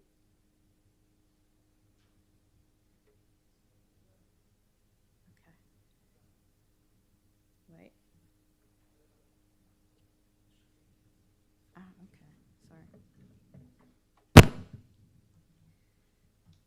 Oh, no, we're going to. Okay, great. So that. Okay. So it was a reboot, as you probably know, of the original TV series, also called Spitting Image. The reboot was originally streamed on BritBox, BBC's online digital video subscription service, between 2020 and 2021. The original was aired between 1984 and 1996. I'll be talking about the two first seasons. There is a new season that started a few weeks ago, and all the sketches I'll be talking about are available on YouTube. Based on sketches from the show, I focus on three central themes and their problematic relation to leadership, or the UK's leadership when I was writing the paper, which was who was Boris Johnson, who decided to quit the day before I finished writing the paper. And I hope I wasn't giving him the evil eye or something while I was writing it. These themes are nostalgia, loyalty, and control. And they're significant for analyzing sketches from the show. And I argue that Spitting Image depicts Boris Johnson as a leader who uses and unknowingly abuses, or quite frankly, ironically abuses, discourses of British nostalgia, and lacks any loyalty to Britain's citizens and to his own cabinet members. Furthermore, Johnson has no control over his leadership and is placed in the center of a constant battle of power over him, raging between his political advisor and his wife, as we will see in a bit. Now, according to Campanella and Dessous, the Brexit era was characterized with rising inequalities, stagnant earnings, unstable jobs, widespread poverty, and unsettling immigration. These troubled times served as a fertile ground for the Brexiters to employ nostalgic rhetoric and mythic narratives within the political sphere to support their cause of Brexit. Brexiters saw themselves as the flag bearers of past, what they saw as democratic tradition, starting from Greece through Rome, English Enlightenment, and also ending with NATO's role of being crucial defense force against communism. They did it by using nostalgic myth, as, again, according to Campanella and Dessous, myth contribute to forging a national identity and motivate people within the same community to live together, claiming that the spirit and the strength of the past have not been lost. Now, in accordance with the importance of British nostalgia in Brexit and its continuation of what Brexiters comprehend as a great, mythic, and democratic past, Boris Johnson and his cabinet members' characteristics in Spitting Image draw heavily on depictions of nostalgic rhetoric, or a flawed nostalgic rhetoric. Now, two major British historic characters influence and define Johnson's behavior according to Spitting Image. The first one being Winston Churchill, and the second one being Margaret Thatcher. Johnson's relationship with the character of Churchill is beyond Spitting Image. It's very well documented. Literally, he published a Churchill biography in 2014. And the Conservative Party as a whole, and Johnson in particular, defined their political and economical agenda as a straight continuation of Thatcher's rule. In Spitting Image, Johnson relates to Churchill as an idol, symbolizing great leadership, which he himself knowingly lacks and often thinks in terms of what would Churchill do. However, while Churchill serves as an inspiration for Johnson in Spitting Image, Thatcher, while giving a legitimization for Johnson and his party to rule, is depicted in a different way. They have, you will see in a minute, a huge portrait of her in a very threatening pose is hanged on his office wall, and she's angrily overlooking the office and those who occupy it. And no one really can escape her annoyed and very judging expression, not Johnson and his cabinet members, and not the viewers. And, oh, wait.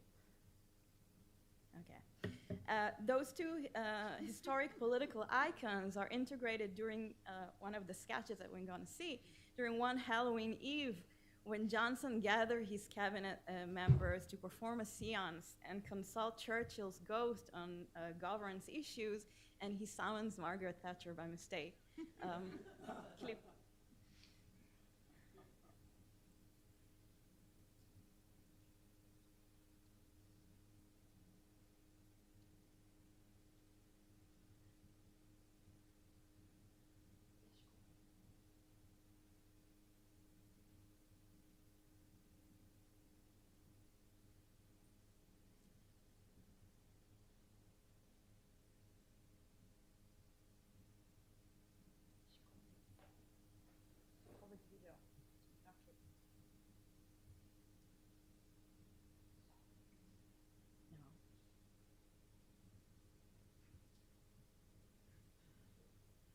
حتى يوتيوب لا يوتيوب.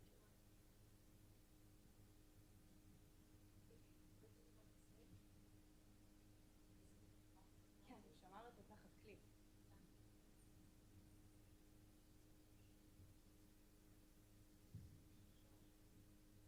Thank you for your patience.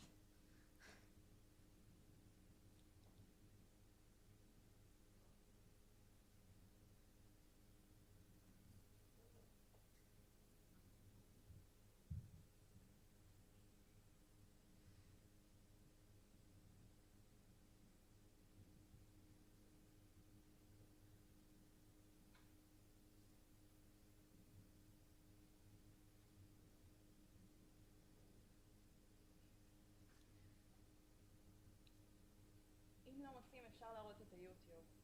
זה טיפה יותר ארוך.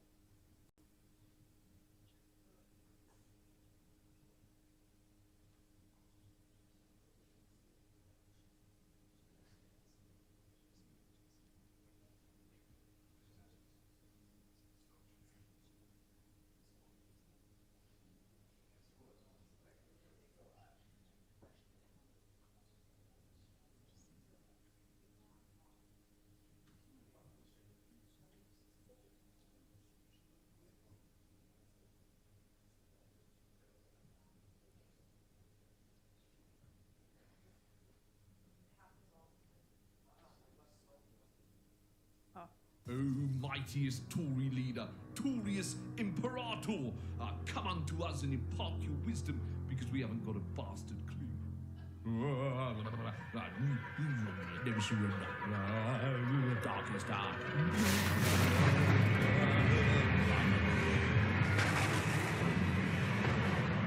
No! You turn if you want to. OMG, it's Margaret Thatcher, my hero. I'm quivering in fear. I'm just tucking my shirt into my trousers. Why have you summoned me, you snivelling weaklings? We're having some trouble with the North. Abolish it! Maybe we can suggest that to the mayors during the next round of negotiations. You're negotiating with Northerners? Oh, you cretinous wets! This is so hot. If I had a pulse, it would be racing. I want to kiss her, him, it. Lips so sausagey. What should we do about hungry school kids? Take away their milk! Snatch it! We've already taken away their meals. Never take everything away. Make them feel grateful for what little they get. Okay. About the EU. Now that we've left it... You left it? My God! What are you going to do next? Catch immigrants with nets? I was the Iron Lady, not the stupid twat. That does it. I'm coming back, taking over, and reshuffling you all into hell. How do we get rid of her? It says here our only option is an immediate blood sacrifice. Hancock. And it should be a virgin. Hancock.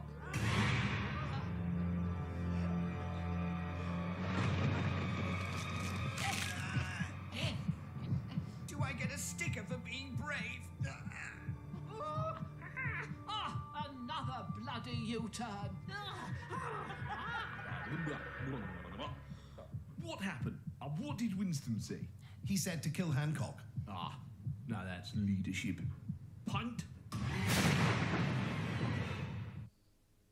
אוקיי. אפשר לחזור למצגת.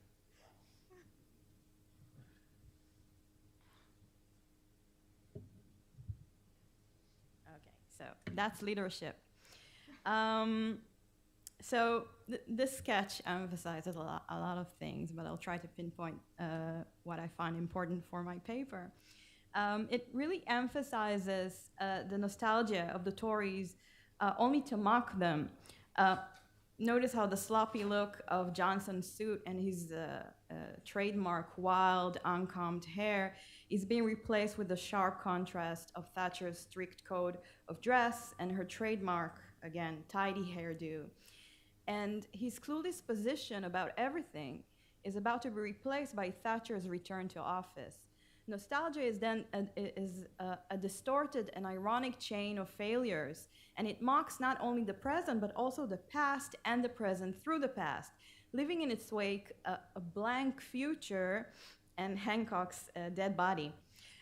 This adds up to another sketch in which Britain's newly designed Her Majesty's ship of state, which is supposed to celebrate Britain's great past as an empire, it's also, the name is HMS Nostalgia, turns out to be a small, shaky, and fragile fishing boat that can easily be drowned and overshadowed by other stronger and much larger ships, which it does in the sketch. You can see a shadow of a very large ship on the fishing boat.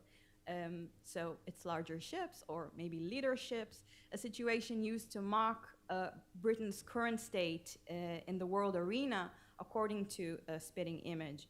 Now, nostalgia isn't the only notion that highlights the British government's failure to navigate through the Brexit era. The virtue of loyalty to the country, to the citizens, to the public, and to the political party has an important role in shaping the political climate in post-Brexit Britain as well. However, as Timothy Heppel explains, the Thatcher regime had already exposed the fact that loyalty to the Conservative Party has been nothing but a myth, as Thatcher herself experienced challenges from within the party during her rule. And quite fittingly, Spitting Image follows this notion of loyalty as a myth. And there are sketches in which the government blamed the public for the petrol crisis and for creating queues for petrol, for causing food shortages, for complaining about food shortages, or for daring to complain about strict COVID regulations. This extreme lack of responsibility is quickly translated into a complete lack of loyalty, as the government not only detaches itself from its public, but constantly going against it, blaming it, taunting it, cursing it, calling it the idiot public in one of the sketches, and breaking any form of mutual agreement between a nation and its so-called glorious, so-called democratic, so-called leadership. But the notion of loyalty also plays a crucial role within the government itself. When Johnson summons in one of the sketches his ministers to his office and declares he wants to reshuffle, immediately everyone gets worried for the future, fearing that Johnson would fire them with no sentiments attached. And as they discuss their shared sentiments of fear, they all conclude that if we want to stay in cabinet, we should act like a proper conservative.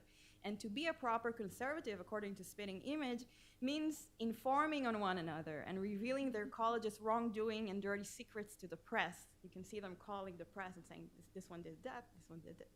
And loyalty then is something that is non-existent within the ranks of Johnson's government as well.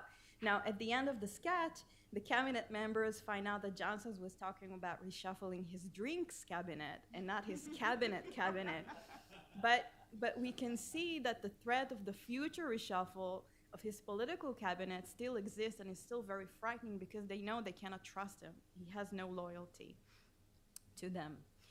And this raises the issue, let's see some pictures. This raises the issue of control. In times where there is no loyalty between the leaders and the public, no loyalty between the politicians and their own party, and the nation's history is being used to serve a pathetic and empty present, who is in fact in control of Britain? To answer this question, Spitting Image offers a juxtaposition between two characters who control Boris Johnson and take advantage of his weaknesses, one being Dominic Cummings, Johnson's ex-chief political advisor, and the second being Johnson's third wife, Carrie Johnson. Here you see Carrie Johnson, and upper there you see Cummings. And the two characters have a constant control battle over Johnson, who passively accept the changing results. Now, being Johnson's chief political advisor from 2019 until his resignation in 2020, Cummings is depicted, as you can see here, in Spitting Image, as a sleek, evil alien from outer space who can control Johnson's mind and force him to think and do as he orders him to. Now, to gain complete control over Johnson, Cummings constantly demonizes Johnson's wife, Carrie, who calls a Supergirl boss and labels her a Princess Nut and says she's a nutcase, and claims she has bad influence over Johnson. Carrie Johnson is depicted as a control freak who is well aware of Cummings' abuse of her husband. And during a sketch, when you have like an epic battle with laser shootings of Carrie with Cummings, she appears on the scene as some kind of a supernatural being, and she demands Cummings to stop abusing her husband while threatening to hurt him using her double sex organs, as she calls them. She is characterized as a controlling, monstrous, and a type of sexual predator who uses her sexuality as a weapon. And Johnson struggles to find a safe place between the two. Now, The Guardian, giving Spitting Image 4 stars out of 5, rightfully suggested that in today's politically correct climate and the dominance of social networks, there is less space for the original show audacity. Now, I find this critique to be true, as today's cultural climate is not as friendly to offensive themes as it was 40, 30, 20, even 10 years ago. The creative mind moves on to find other ways to make satiric discourses. And also, Spitting Image has always been vulgar, and still is. It is the more sensitive current era that allows it to indeed lose much of its original sting, but to explore more ways of criticism which are more complex. Such is the case with the show's usage of irony, for example, as apparent in the sketches about nostalgia, or in Boris Johnson's pathetic attempt to constantly mimic his idol, Churchill. I'm thinking about how to proceed from now. Okay. Aisha Hazarika claims that our comedy in this country, speaking about the Guardian, reflects the BBC, it reflects the Guardian, it's a monoculture, and she claims it's basically an echo chamber and no one challenges the other narratives. Now, I assert that a careful discourse analysis of the notion and themes of Spitting Image do uncover for us some important ways to examine leadership, its route to success, and why it fails.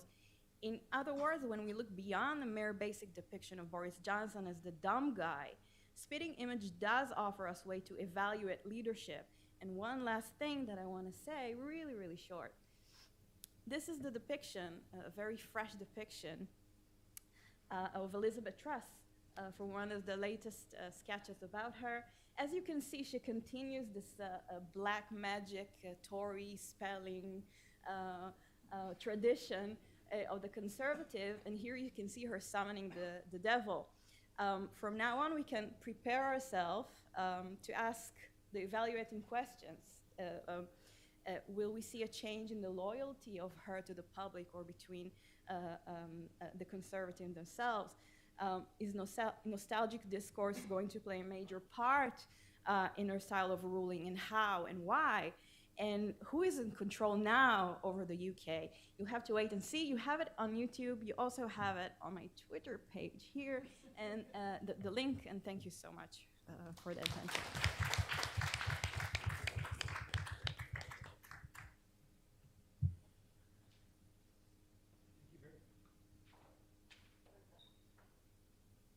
Thank you very much, Lee. And our last paper for this panel will be Mariana Akawi's. Mariana is a second-year MA student in the English department at University of Haifa.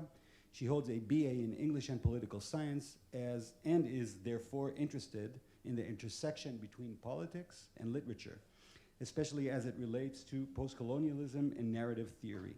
She is currently working on her MA thesis, which discusses historical and legal documents in the Indian realist novel.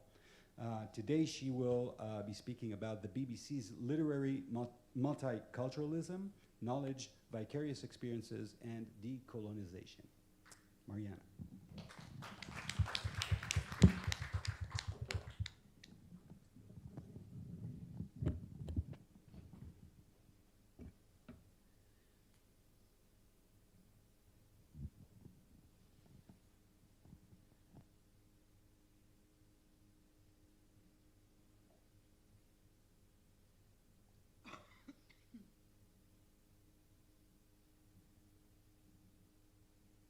Okay, hi everyone. So as you can see, today I will be presenting on the BBC's World Service Program, World Book Club. And World Book Club is a World Service program that invites a well-known author approximately each month to discuss their literary works. Each episode is constructed so as to allow dynamic conversation between the host, Harriet Gilbert, the author, and the audience. So even from this basic explanation of the program, we can understand the undeniable link of the program to the original goals of the BBC to inform and educate. But the question of educating and informing has recently been receiving much critical attention, especially with the rise of the Decolonize the Curriculum movement, which gained attention in the mid-2010s. So studying episodes from the program from the years 25 and 2020, I argue that before the Decolonize the Curriculum movement, which I would call DTC for the sake of convenience, the program focuses on integrating the non-white population within British culture by positioning the multicultural novel within an English literary tradition. The episodes from 2020, however, question the knowledges and forms upon which this aforementioned literary tradition was built in the first place. Following DTC, therefore, World Book Club comes to reject traditional literary forms in favor of alternative modes of literary epistemology centered around historical revisions and diversity as knowledge. However, I do conclude that the program's dichotomy between the traditional and the alternative often fails to recognize the alternative's potential complicity in colonial discourse. So my talk will briefly discuss the 25 episode with Zadie Smith, and will then focus on the 2020 episodes with Bernardine Evaristo and Yaji Yassi. I chose to talk about episodes featuring writers of novels specifically because the novel as a genre particularly has been known to consolidate national and cultural identities, as we heard also today from the keynote speaker. Most famously, Benedict Anderson explains that the traditional European novel focuses on the moment of the meanwhile. So the simultaneity of the characters' actions in the novel, so that the readers can watch character A telephoning, C B shopping, and D playing pool all at once. So with that in mind, I will move to talk briefly about the episode with Smith, in which they talk about her novel White Teeth, which is known for its multicultural characters and plot. So Gilbert, again the host, begins the episode by defining Smith's novel as a London novel. She proceeds to explain her reasoning by listing the three main families around which the plot revolves: a Bangladeshi family, a mixed race family, and a Jewish family. So by listing these different ethnicities and races together and grouping them under one group, namely London, I think there's an interaction with this idea of the at once, which Anderson talks about. So Gilbert presents their existence together as what Anderson calls the homogeneous sociological organism. And even though here the multicultural is by definition not homogeneous, the ability of the different people to exist together under this London group places and establishes their homogeneity as Londoners. And this is really important if we take into consideration the idea that Anderson is talking about the traditional European novel, because the episode constantly reaffirms the White Teeth's arguably connection to tradition. So it mentions how it was, for example, inspired heavily by Dickens, and then Smith herself also mentions that she was inspired to write this novel when she received her humanistic education in Cambridge. And this is a completely different paradigm from what we can see from the 2020 episodes, which seem to explicitly reject the idea of what is traditional in favor of the new and the alternative. So, as I've said, these episodes from 2020 were recorded and aired after the DTC movement has gained its prominence in the UK. Essentially, the movement seeks to reassess the absence of non-white and minority voices in academic and institutional spheres. And although movements which questioned the canon existed long before 2015, DTC focused on reconfiguring not only the what of knowledge, so what is present and what is not, who is present and who is not, but also on the how. So Priyamvara Gopal, for example, argues that institutions must question the definition of knowledge itself, including how we come to know. And indeed, she goes back to the what by saying that we have to also question this idea of Europe as the sole epistemological authority. So the episode with Evaristo discusses her novel Girl, Woman, Other, which was published in 2019. The novel follows 12 women and non-binary people, all of whom are either Black or mixed race. Exploring the lives of all of these different people, it engages in a thoughtful conversation around Black, queer, and multi-generational womanhood. When asked about the research that she has conducted to write the novel, Evaristo admits that traditional and conventional novel was not the main form of study in her project. Instead, she exclaims that knowing a lot of people has given her the tools to write a story that is diverse in its characters. Evaristo's approach to the question implies that this embrace of difference is a method through which people can know the world better. And this is not necessarily a new idea. People have talked about knowledge through other people and not necessarily impartial academic spheres, right? But I think what's interesting here is the idea of accessibility that the episode also constantly promotes. So for example, it proceeds to argue that this knowledge that you get from other people around you questions the places within which literature can be studied in the first place. So the episode aired in 2020 and was broadcasted while audiences were at home due to the lockdowns. The conversation begins with Gilbert asking Evaristo about her experiences with COVID, and although Evaristo answers that her experience was relatively easy, she notes the hardships that COVID has imposed on people. As a response, Gilbert says that Evaristo's novel does the opposite of locking down. It instead opens up this whole range of different worlds. Later on, Gilbert reads a comment from a listener. "Thank you," the listener tells Evaristo, "for giving me something that made me feel like I had a community of women in my head when I was stuck in the house with none." So this idea of the novel opening up the world while reading from home suggests that the multicultural novel with which Evaristo deals in her novel is not restricted to certain people, but is rather accessible to global audiences.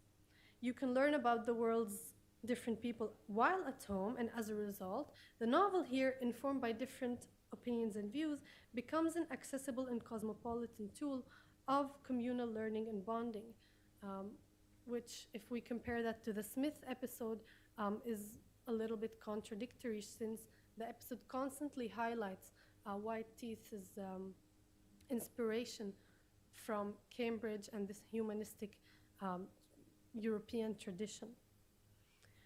So ultimately, and what I think is the most interesting part of that episode, is that it connects the multicultural literary knowledge to the concept of societal progress. Gilbert's remark that the novel does the opposite of locking down juxtaposes the multicultural novel with the isolation that has resulted due to pandemic. The episode therefore places diversity in opposition to the tremendous negative consequences of the pandemic. In so doing, it positions multicultural knowledge as a comfortable and global get-together through which people can overcome major adversities. It is important also to note that Evaristo's and Gilbert's very idealistic conversation lacks a significant aspect of the decolonization discourse and project. As cultural historian Catherine Hall notes, For the process of decolonizing knowledge to work efficiently, institutions must not only highlight the pluralism and the importance of pluralism, but must also recognize their own complicities in the histories of slavery and imperialism and so on. So she proceeds to introduce the term reparatory history, arguing that this practice can take several different forms, including revisiting museum exhibits, textbooks, and, as is more relevant for this section, historical writings. In a later episode from also 2020, discussing Giassi's Homegoing, there is indeed this attempt to bring historical discussions into the table. Homegoing is a historical novel which tells the stories of two sisters and their descendants, some of whom live in colonial Gold Coast, while others live as slaves in the US.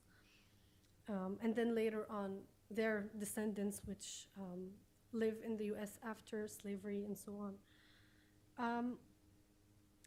So much of the episode is centered around the inability of those affected by the slave trade to trace their history and lineage. At one point in the interview, a listener asks Giassi about her emotions when writing the novel.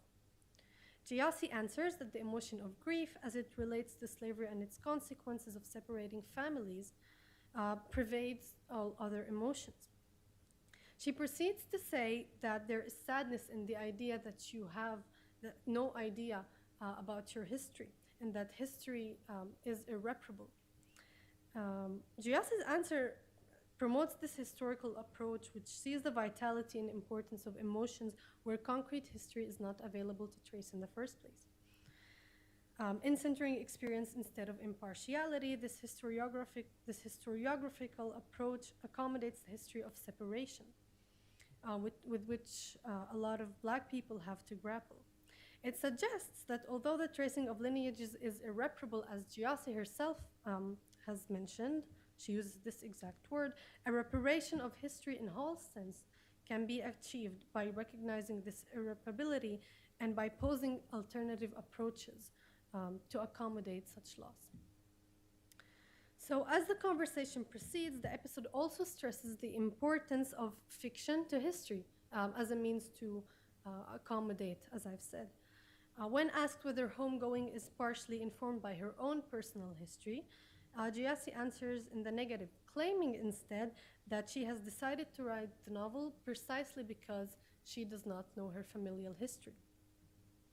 And here we return to the question of inaccessible histories, where Giassi's approach also extends to the idea of the structure of the novel in itself.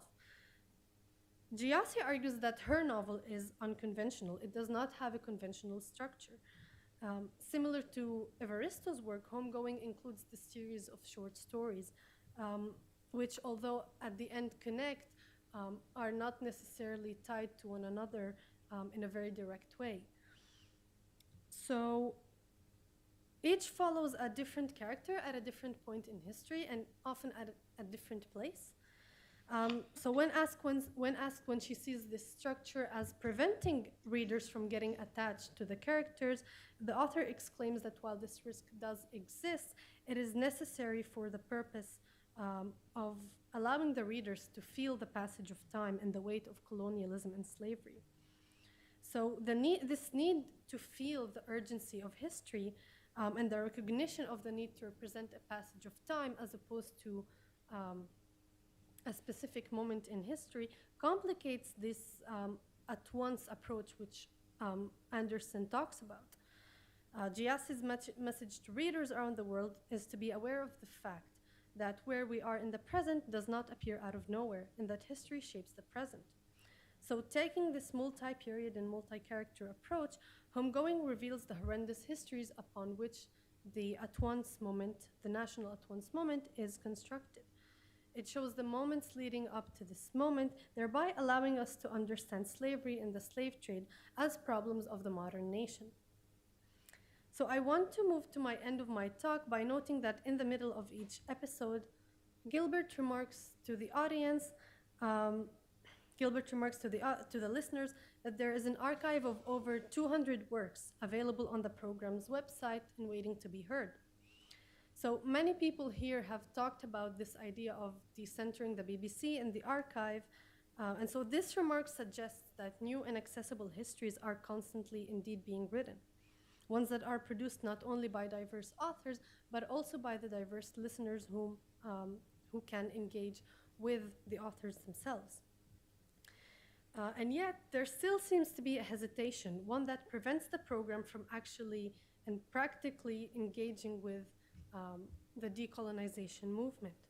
So in addition to the somewhat idealistic and faulty vision that the episode with Evaristo promotes, the episode with Giassi seems hesitant to fully accept Britain's role in colonial history. So in each episode, the authors and the host read a series of passages from the book. And the episode that Giassi reads 4, and only one of them, the very first one of them, is from the parts of the novel which take place in Britain.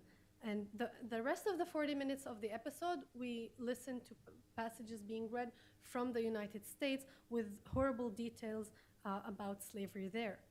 So this uneven emphasis on the United States, despite the novel's equal emphasis on both countries, suggests that it still may be a long way until the program fully acknowledges the role of Britain in the slave trade. Similarly, and as a means of conclusion, I want to give a brief example from an episode which aired just 2 months ago, featuring writer Mohsen Hamid to discuss his 2017 novel Exit West, a magical realist novel which focuses on the refugee experience in London. Paradoxically, the episode focuses on blurring the dichotomies between East and West on the one hand, but also on highlighting the traditional/alternative, realist/magical realist dichotomies on the other hand, favoring, of course, the latter parts of these sets. What happens then is that by replacing one set of difference with another, the episode ultimately reaffirms the East-West dichotomy which it attempts to bypass in the first place. And this is, I believe, a reminder of what Daniel Ryan Morse, who also has a paper on World Book Club, tells us about the World Service, that it is indeed a World Service, but not one divorced from empire. Thank you.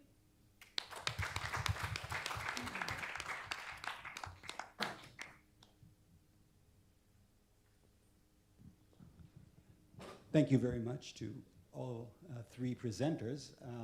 Just before we go on and have a discussion, as I think that Lihi suggested, these the papers we just saw were papers in Tal's seminar, which was about 100 years, the BBC, the BBC century. And it was given in together with the history department here at Haifa University. So these are,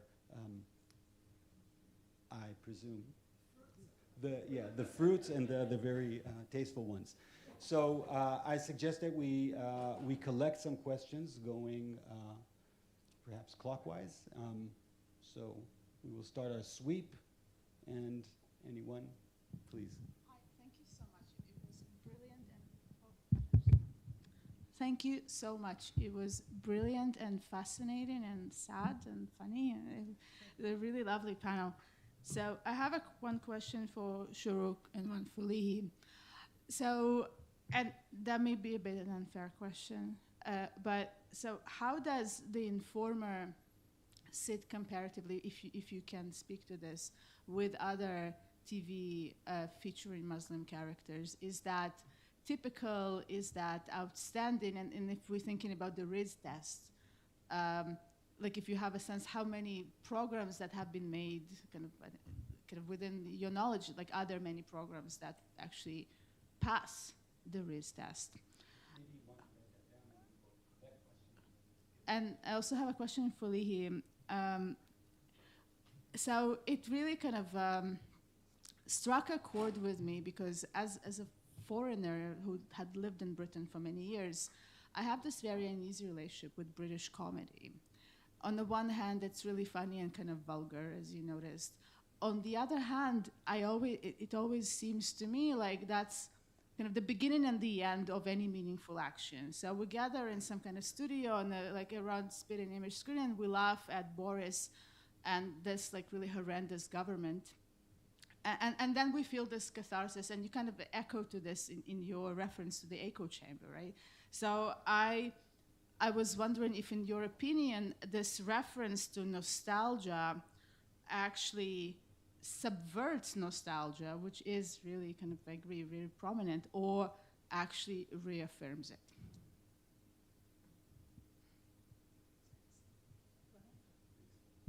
Sorry. Just one quick question for perhaps all three presenters in different ways. What is your sense of, given the experimentation in these different forms and the sort of pushing back,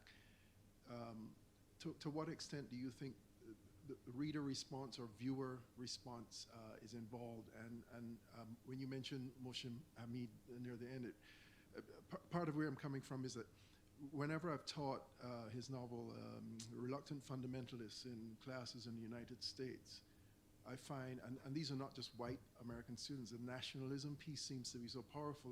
In other words, by the end of the novel, so many of my students seem to sympathize with, I don't remember the character's name, but the young white woman who kind of like disappears. But then at the end, the US guy who is, he seems like a Marine or a G, they seem to identify with those two characters and see, I forget the character's name as well, but the main character. I don't want to get inarticulate, but what is your sense of how successful these different texts or forms are in terms of undermining that kind of rootedness in a particular worldview?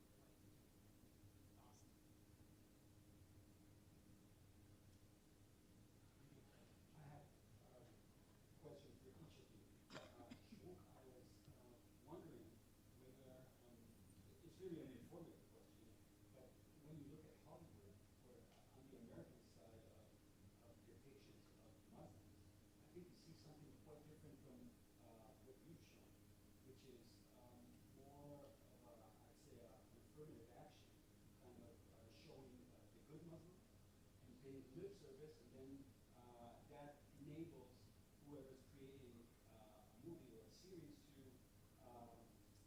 remain within the limits of more stereotypical depiction. So I'm just wondering, is there a different approach here, or this is not something that you do? I mean, is it something that you do not see on the British or BBC side of fiction? Lee, this is a follow-up question. Spitting Image had an Israeli run in the late 90s, and it actually unmade political careers, famously.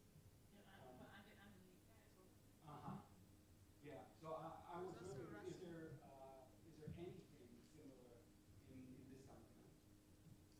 And here's a question from Mariana, which is really, the last time I read anything that called the question was two answers. So this is a question that comes from ignorance. But I was struck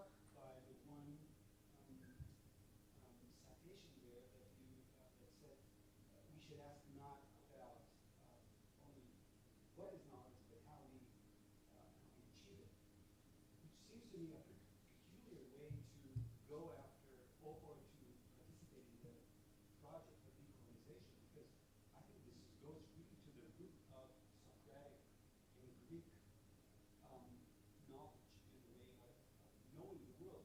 So I was just wondering, is this a fruitful way of decolonization, colonizing through very instruments of the logical and ontological instruments of the colonial project? So just why?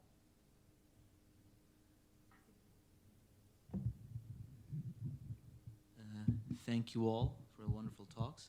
My question is for Shuruq.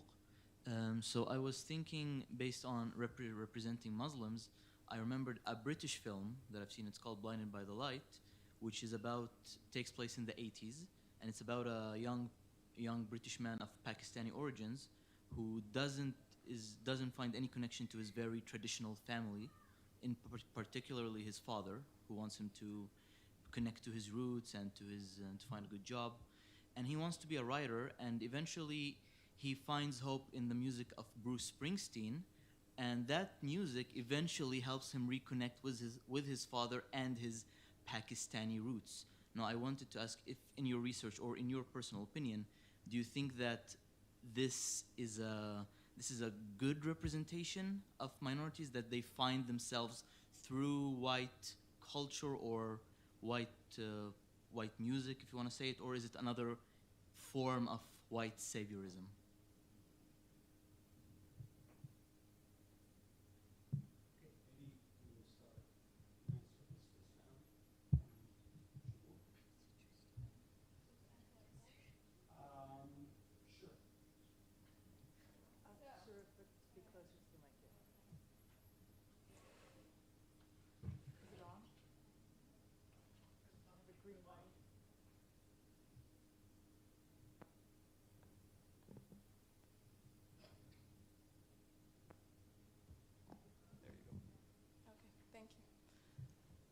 So recording Informer, how does it set, like among others, what do I think of it? Well, first, when I wanted to like find a series for this paper, I looked for many movies, series, like something related to Islam, and I wanted something like for a man at the end not to explode himself, and for a woman not to be oppressed, but it was very hard to find. This is the only one that I found that, in a way, that it gave a voice to Muslims. We can see their point of view, we can see their story. And I don't relate to it, it's very like far away from me, but I, like regarding the British upbringing, but I can see how well, I was happy that it passed the res test, and I don't know if other shows pass it. It's very, the questions are very, the categories, they're very hard for a series to pass it. And as I said, as I searched for many movies and series, it's very hard to find. Maybe there's one that Dr. Tal recommended to me about 4 women in British, yes, and it's not about terrorism. Finally, so I guess Recommendations for everything. They are lady parts. It's a Muslim band. It's fantastic. Absolutely. yeah. So you can. Lady Parts, and it's about 4 Muslim young women who have a band in contemporary London. Yeah, with the famous song "Voldemort Under My Scarf." It's really, really, really good. So it's very hard to find a movie with Muslims and without talking about the trope of terrorism, and this is very unfortunate. Regarding the viewer response, unfortunately, they meant to have more than 1 season, but it wasn't famous. I guess they didn't. The responses were that the plot was too lazy and it still connected Islam with terrorism, so they didn't like it much. But I think that it is different. It's true that it reinforces some of the stereotypes, but we have the Muslim voice and we have something different, and we can see that white Englishmen are not angels after all. So we see this part. And regarding Hollywood, I don't think that I know any movie where Muslims are good in it. So I don't, personally. No, what I was suggesting is that there is a minor part in which there is the good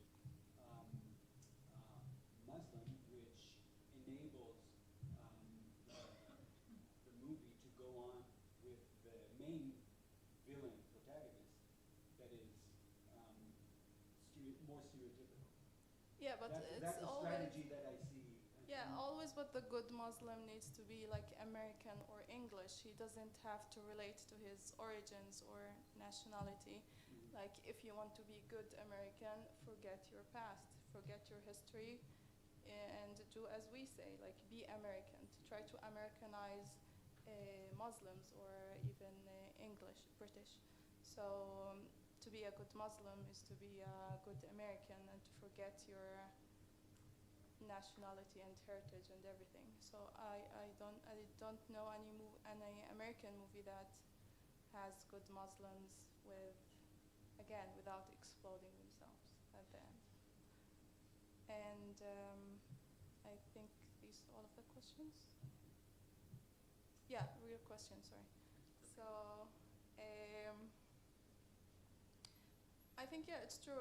It's very important for everyone to find his heritage, whether American, English. Like, you need to connect with your parents, so you need to connect with your nationality, whether it's Pakistani or whatever, and with your English because you live there in Britain. So you need to be both, and it's okay to be both. It's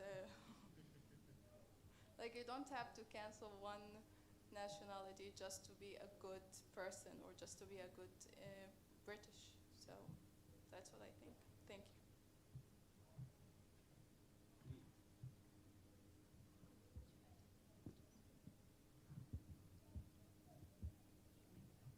Can I take it out? No, never mind. Okay, so I'll try to combine my answer in the most elegant way I can. Concerning the original spitting image, you're right. The current spitting image hasn't done any earthquakes. It hasn't ruined any career. It hasn't really, I don't think it really, for now, hasn't really built any career. But I think that we live in a very different time than it was when Spitting Image was first broadcasted. And we live in the social media age. And I think that while you're right that it was quite hard, it wasn't easy to get the show funded at first, and it's still it's not easy for the show to get funded in general. I think it really fits the age, the social media age that we live in. I think that the show is comprised of, like the original one, of very short clips, and this is something that really, really fits social media, and something that can be really transferred quickly and shared, and not only on the official YouTube channel. You can see, other than the YouTube channel, you can see fan videos of fans doing compilations, and you can see it being shared among Facebook and Twitter. And I think that as far as viewer response is related, I think it's a bit harder to follow the criticism or the praises, because just like when we had in the 80s or in the 90s, we had like one or a few newspapers that wrote the criticism. Now you have, everyone is a critic and everyone writes something about something. And what we can use is, for example, on the official YouTube channel, you can count, let's say, views, and you can go through the comments and to see what the public thinks about this sketch or another. Now, the sketches that I was talking about here, they have between, let's say, a few 10,000 views to more than 1 million. It really depends, again, who shared it, where, etc. But I can say that going through the comments, people are saying that the depictions in Spitting Image are more real. You know, they cannot see this as a parody. They think this is real. I mean, it can't get any more real than that.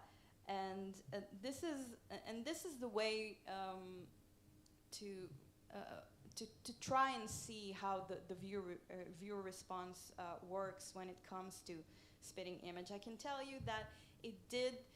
Now it has a new season, and it has a musical called The Liar King. So it does catch us on. I mean, it didn't get canceled or anything. Sure, it's not on like super prime time or whatever, but it is something that I think that today's Spitting Image is fits very well the social media age. If I will conclude this part.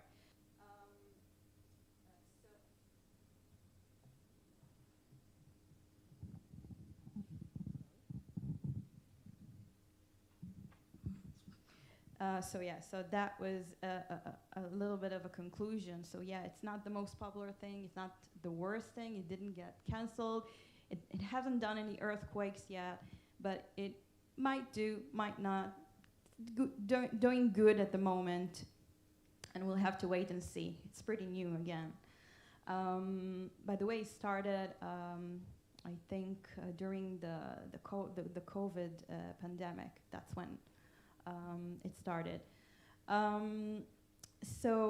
As for nostalgia, I think that in that part, the Spitting Image is doing a brilliant job, really, when it really beautifully mocks the nostalgic sentiments and the nostalgic methods of the conservatives.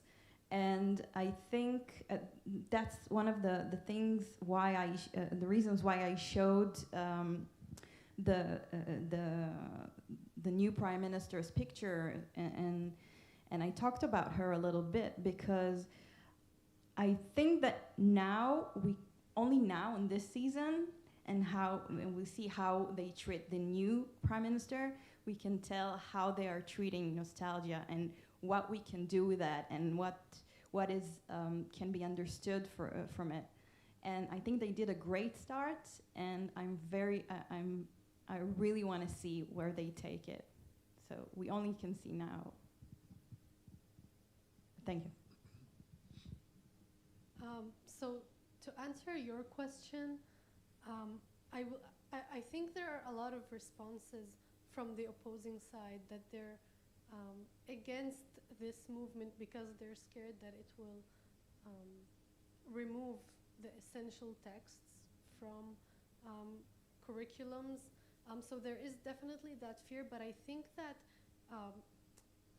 the program, especially the episode on homegoing, really shows that this is not the case, that this is not what the movement is trying to do, and that it's actually dangerous to try and do that, because as I have talked about, as I concluded, this idea that the episode focuses mostly just on the United States and not on Britain really shows how ignoring certain parts of history can lead to ignoring history itself. The power dynamics that need to be discussed in the first place. So I think this is something that we should really take into consideration, that no one is trying, I think, despite what a lot of people think, to remove this this traditional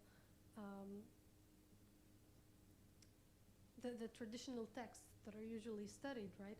But I think that it's very important. The movement really tries to show how important it is to keep them, but re-examine the ways in which we approach them, and that's, I think, where the how really plays its part.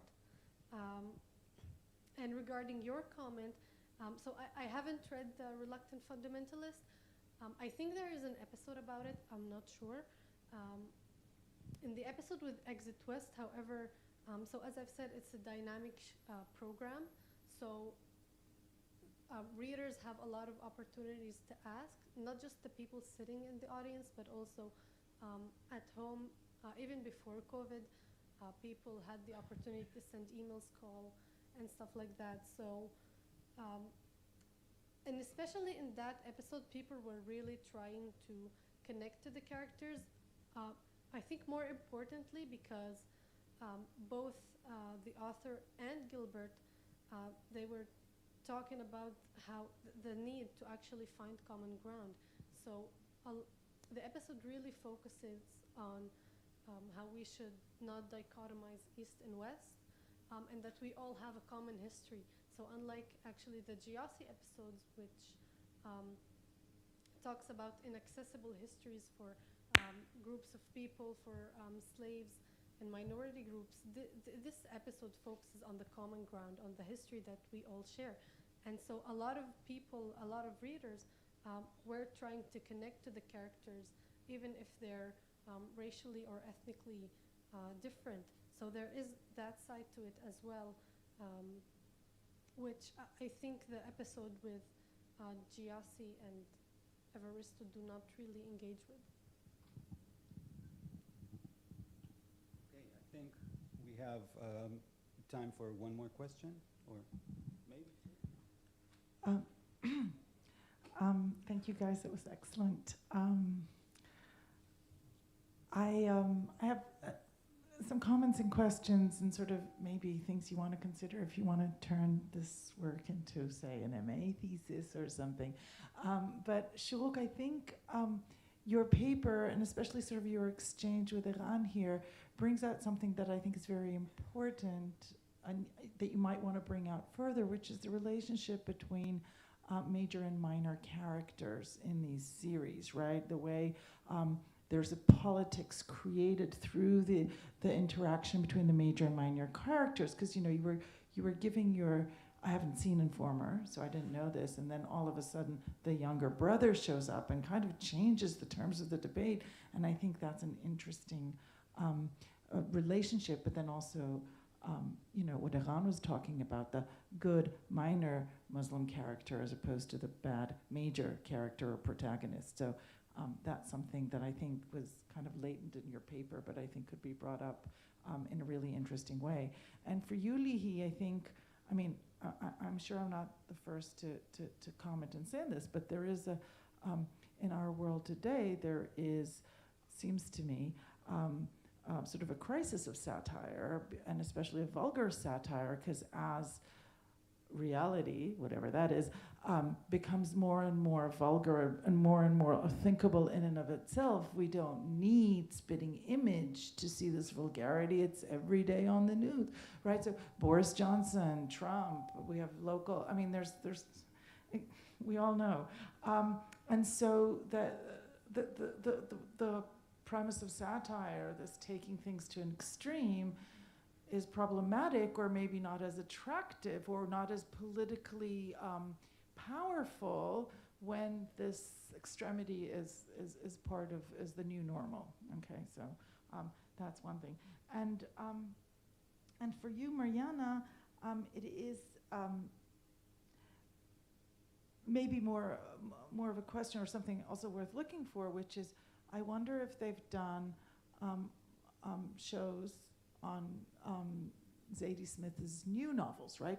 So how much of this is Zadie? So how does Zadie Smith talk today, or how does Gilbert talk about Zadie Smith today, as opposed to how she talked about her in 2003? And you know, Zadie Smith reliably publishes novels every few years, so it would be interesting to see if those shows exist, to see how that changes. In other words, I'm asking a question that you probably can't answer now, but it's interesting, is to say how much of your analysis has to do with the novels and how much with the discourse about these novels in that show. So,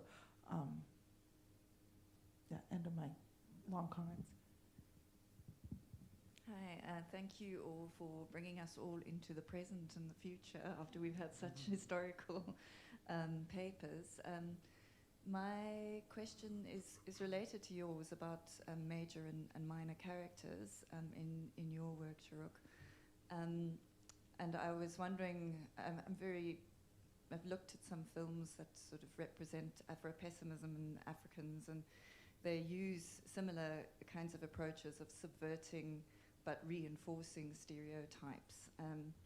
And one of the things that struck me in Informer, which I too have not seen, so I might be wrong here, but is the depiction of the younger brother and that Riz questionnaire with the question of, you know, irrational anger, because the response to discovering that even though the plot seems to suggest that the reason for his acting out in that way is entirely, you know, the fault of the white policeman, it's still quite an extreme response to discovering that your brother is, whatever the circumstances were. So I was wondering if, you know, that might be a way of giving the film a more critical reading, or am I misunderstanding that? So yeah, that was one thing. And then the other thing is to your paper's comment, but I'm sure that Cummings was meant to be depicted as a Dracula figure with that collar. And I don't know if that changes your reading. You'd be a sort of bloodsucker. An alien. Oh, okay. Okay, I got that wrong. Okay. Okay, all right. Sorry, I misunderstood. Okay. Yeah. Okay, thanks.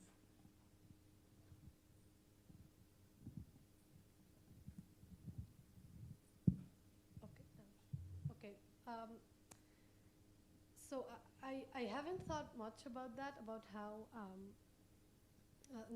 different novels by the same authors are depicted through the years, and I'm not sure if they discussed more of her novels, especially because there's a similar show. It's called Book Club Without the World, and it's on the mainstream BBC. It's not on the World Service. So that's also interesting. But what I was interested in is the fact that many of the novels are actually discussed way after they're published. So this question of when they are discussed. So for example, Exit West was published in 2017, but it was only discussed 2 months ago. And I think that, you know, there was a lot of conversations about the East-West dichotomies this year, especially after the war on Ukraine, where people have begun to question, you know, why are people caring more for the crisis in Ukraine than in other places? So I think that's also an aspect that could be taken into consideration, and that is similar to your question. There are a lot of novels that were published in the 80s and the 90s and were discussed after 2010. I mean, obviously the program didn't exist in the 90s, but it began in the 2000s. But they were only discussed 10, 15 years later. So I think that's also something that relates to your question. Okay, so I think if if I did the res test on Nasser, probably he will fail, so the whole series will fail. I focused mainly on Raza because he's the protagonist, but I think if we did the same test on other characters, it will fail because we also have women, but they are voiceless. They don't have major parts. So it is very, again, unfortunate that we kind of choose characters just to pass this test, just to say that we have finally a series or a movie that we don't talk about terrorism like in relation to Islam, but we don't have that much. So again, I mainly focused on Raza, but I think that yes, Nasser's reaction was a bit, not a bit. It was irrational. Like I said that he was mentally distressed at that time, but yeah, that's why I don't think it's a terrorist attack. He was mentally distressed, which is also a term that is used for many white people when they commit such a thing. And yeah, we can regarding the relationship between major and minor characters, I didn't think about it much, but I will, maybe not for an MA thesis, but will think about it. I'm actually very happy for both of your comments because it allows me to expand on something that I didn't have time to in the presentation. I agree with you, Ayelet, that today it's very hard to shock or to do satire. But at the same time, like I said in the presentation, it is a different time when you cannot say things that you said 10 years ago and back. Having said that, when we talk, there is something that hasn't changed since the 80s in Spitting Image, and this is the representation of women. I started this paper, I started writing this paper because of an article I read about depictions of Margaret Thatcher in the original Spitting Image.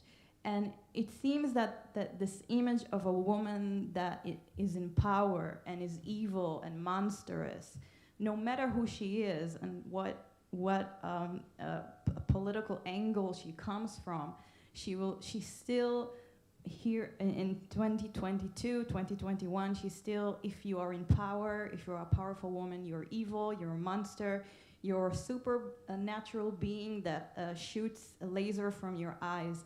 And that hasn't changed, and that's something that we see in Spitting Image today with the image of Carrie Johnson. We see, of course, with the rolling character of Margaret Thatcher that hasn't changed. We see it with Priti Patel. Powerful women are still evil, and that's something that hasn't changed.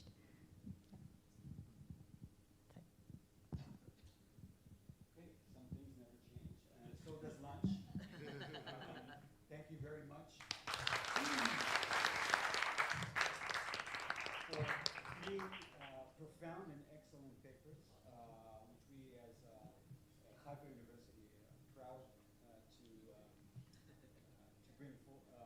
bring to you. So lunch is waiting, and the organizer says back at 1 o'clock sharp. Sharp. So,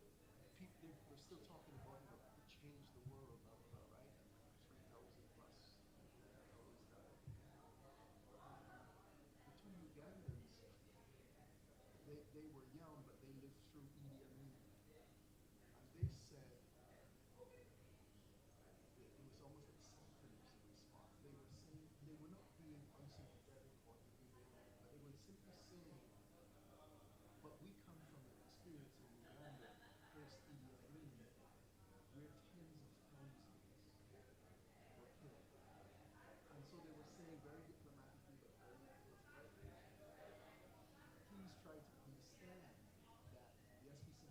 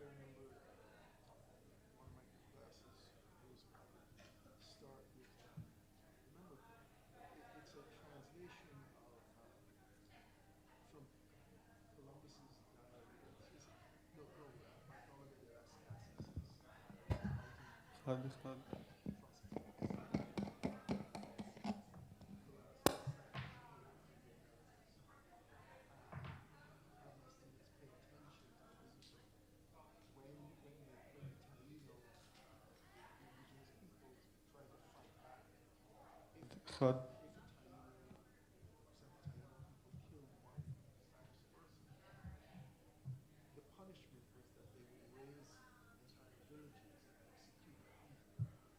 And so I was making the point to my students, you see what's happening here? The message being sent is one Spanish person is worth 100 of those other people. So in terms of people's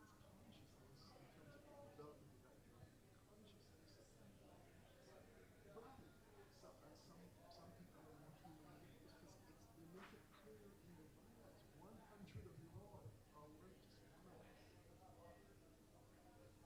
Yeah, yeah.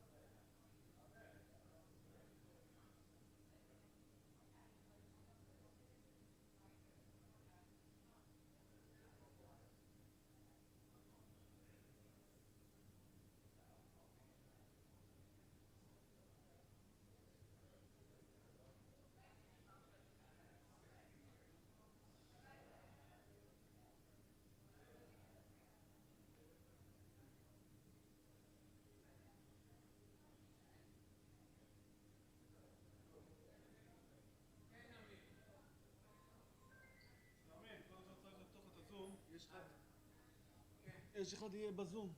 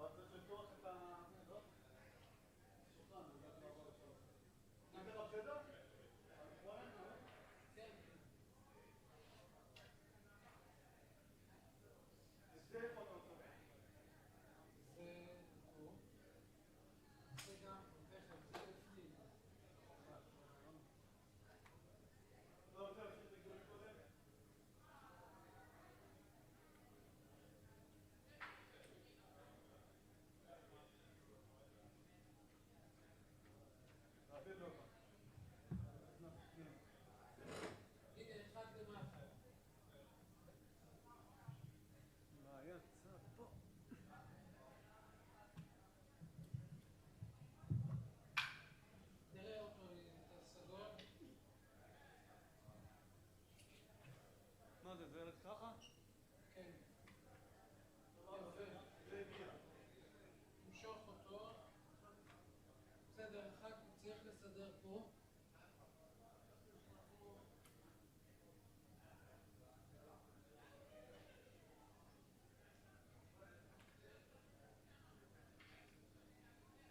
אני אמשוך אותו לפה, שיהיה פה ולא ששם. כן, אבל צריך פה לתפוס אותו. ככה. בסדר? לא. תן לו עוד. מה תן לו? תן לו שיהיה פה תפוס. כך. ככה שם. בסדר. שנייה. אוקיי. קח את השני.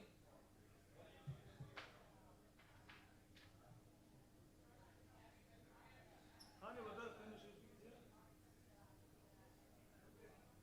לך מצגת גם לקמייל שלך. מי? טל. טל?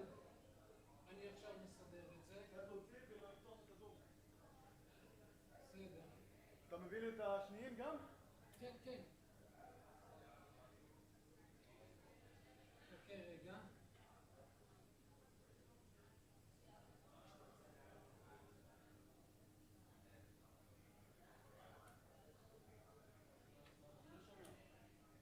למה אני לא שומע? מה? זה לא צריך לדבר? לא. זה לא מחובר. תשים. אין לו ווליום? רגע, תשים. 1, 2. סבבה. גבוה אבל. ככה בסדר.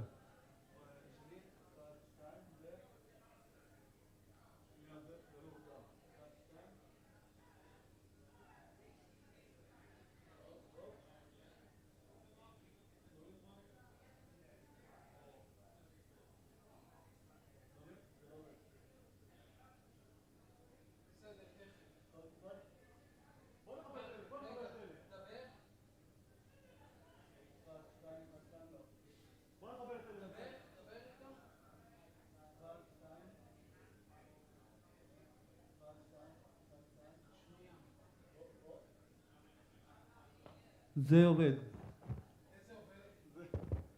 זה עובד. אבל זה לא. זה לא עובד. רגע, דבר. 1, 2, 1, 2. דבר. 1, 2, כן. אבל תנמיס. שלומי. לא. 1, 2. כן, בסדר. 1, 1.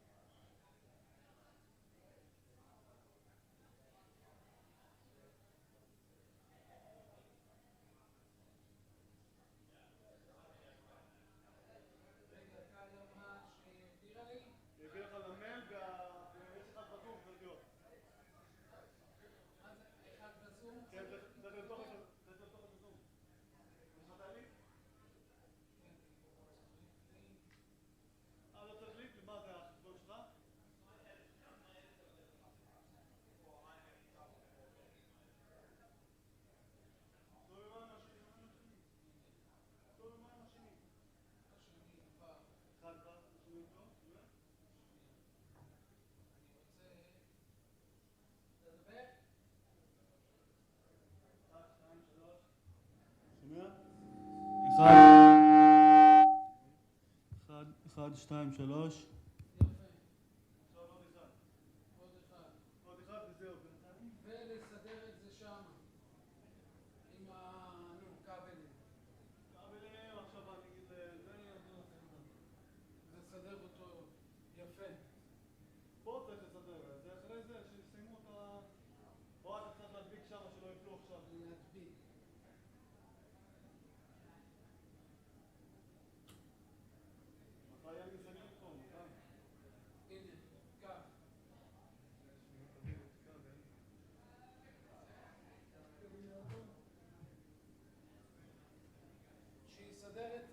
כלים מסודרים על הרצפה, לתפוס אותם פה, וזהו.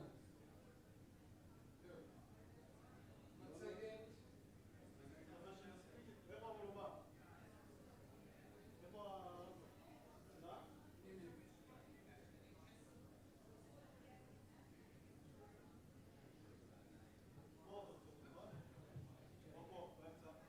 לא משנה.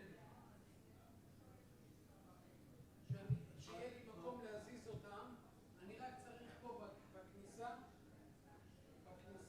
כאילו עד לשולחן, לתפוס אותו יפה, תא קטן. כן, אבל כאן, מה בכניסה לשולחן? טוב.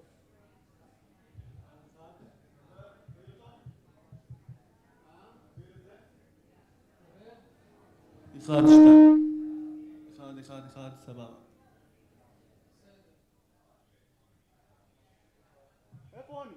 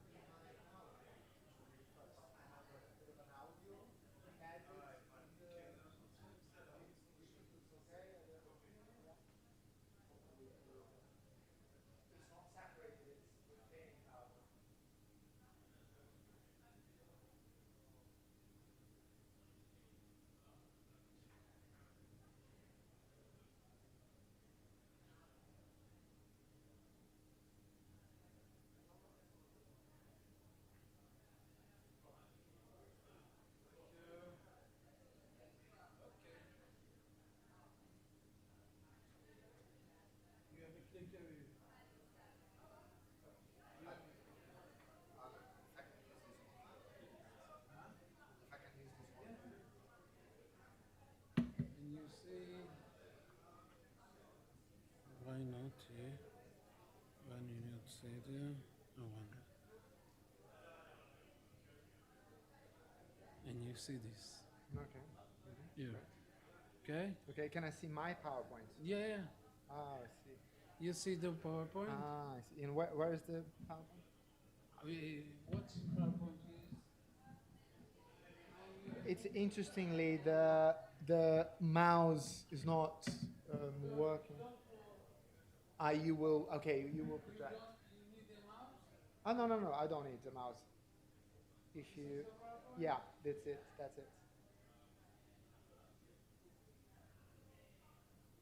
you click it. Estación de Londres de la BBC. Yeah. Aquí Londres. Great stuff. That's it. Estación de Londres de la BBC. Aquí. Great. Fantastic. It's okay?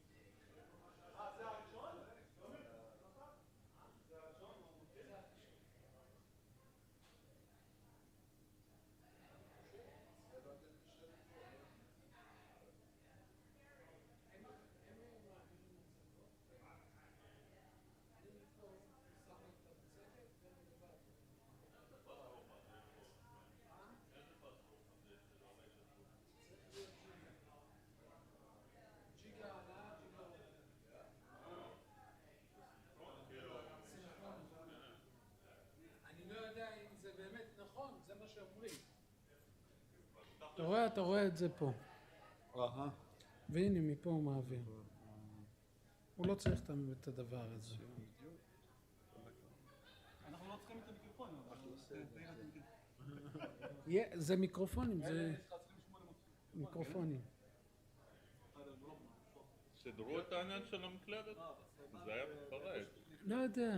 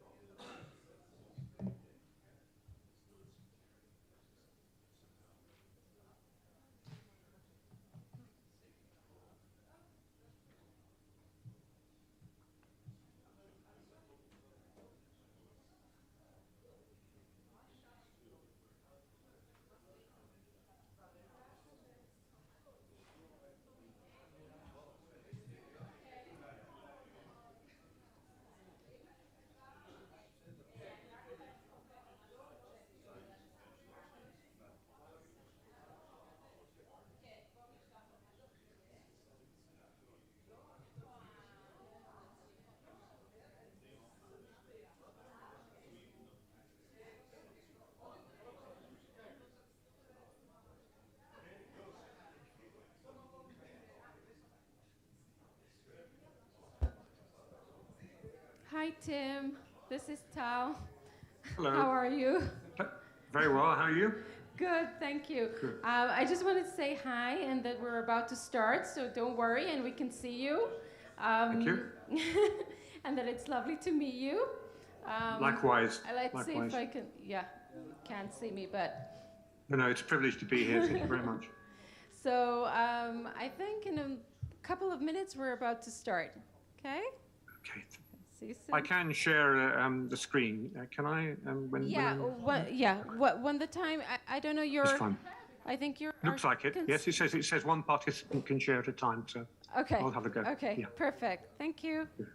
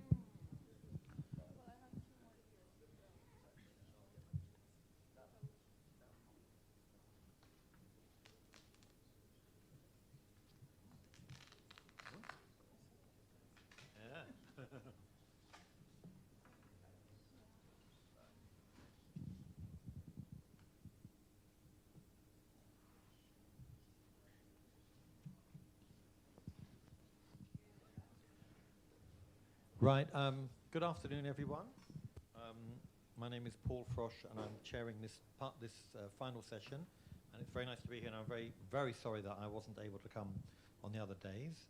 But thank you very much for inviting me today. And this session is called WW2, which I presume is not a postcode in London, but is World War II. And we have three speakers, Daniel Mandor-Thomas, and then we'll hear from Tim Crook, who's joining us on Zoom, and then Gavin Schaffer. So we'll start with Daniel, and all speakers. I don't quite know how I'll do it with Tim, but I'll give you 5 minutes and then 1 minute warning, and then you'll spontaneously combust. Okay. So I'll just introduce. I'll introduce Daniel very briefly.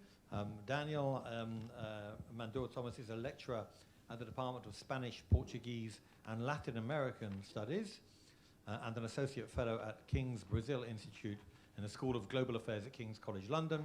His research interests include engaged art, propaganda, cultural diplomacy, and Latin American media history.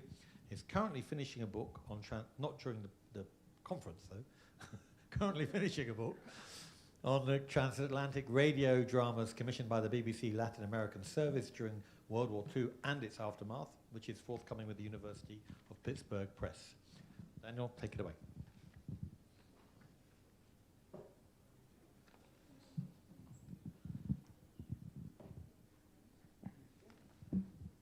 Well, good afternoon. I have to make sure that, yes. Well, good afternoon. Thank you for the introduction and, of course, the invitation to be here. As the title of the paper indicates, I will be talking about Latin American service. The focus of this project has been on the relationship between entertainment shows and propaganda in the broadcast by the Latin American service in the 40s. And I use the work of a Brazilian playwright, Antônio Calado, as a case study to shed some light on the institutional context of the Latin American service. Okay, well, the BBC Latin American service was created in March 1938 as a development of the BBC Empire service, and of course as part of the expansion of the external services. The first one was in Arabic in January 38, and then the one in Spanish and Portuguese in March. It was, in some sense, a response of British authorities and of the BBC to the Nazi-fascist propaganda, quite heavy-handed propaganda broadcast to Latin American audiences by German and Italian stations since mid-1930s. And of course, Latin America was considered an area of strategic interest, both in terms of military interest and economic interest, but also a source of concern due to its huge Italian and German communities, particularly in the southern cone in Brazil, Argentina, Uruguay, Chile, but also, of course, in other areas of Latin America, including Mexico.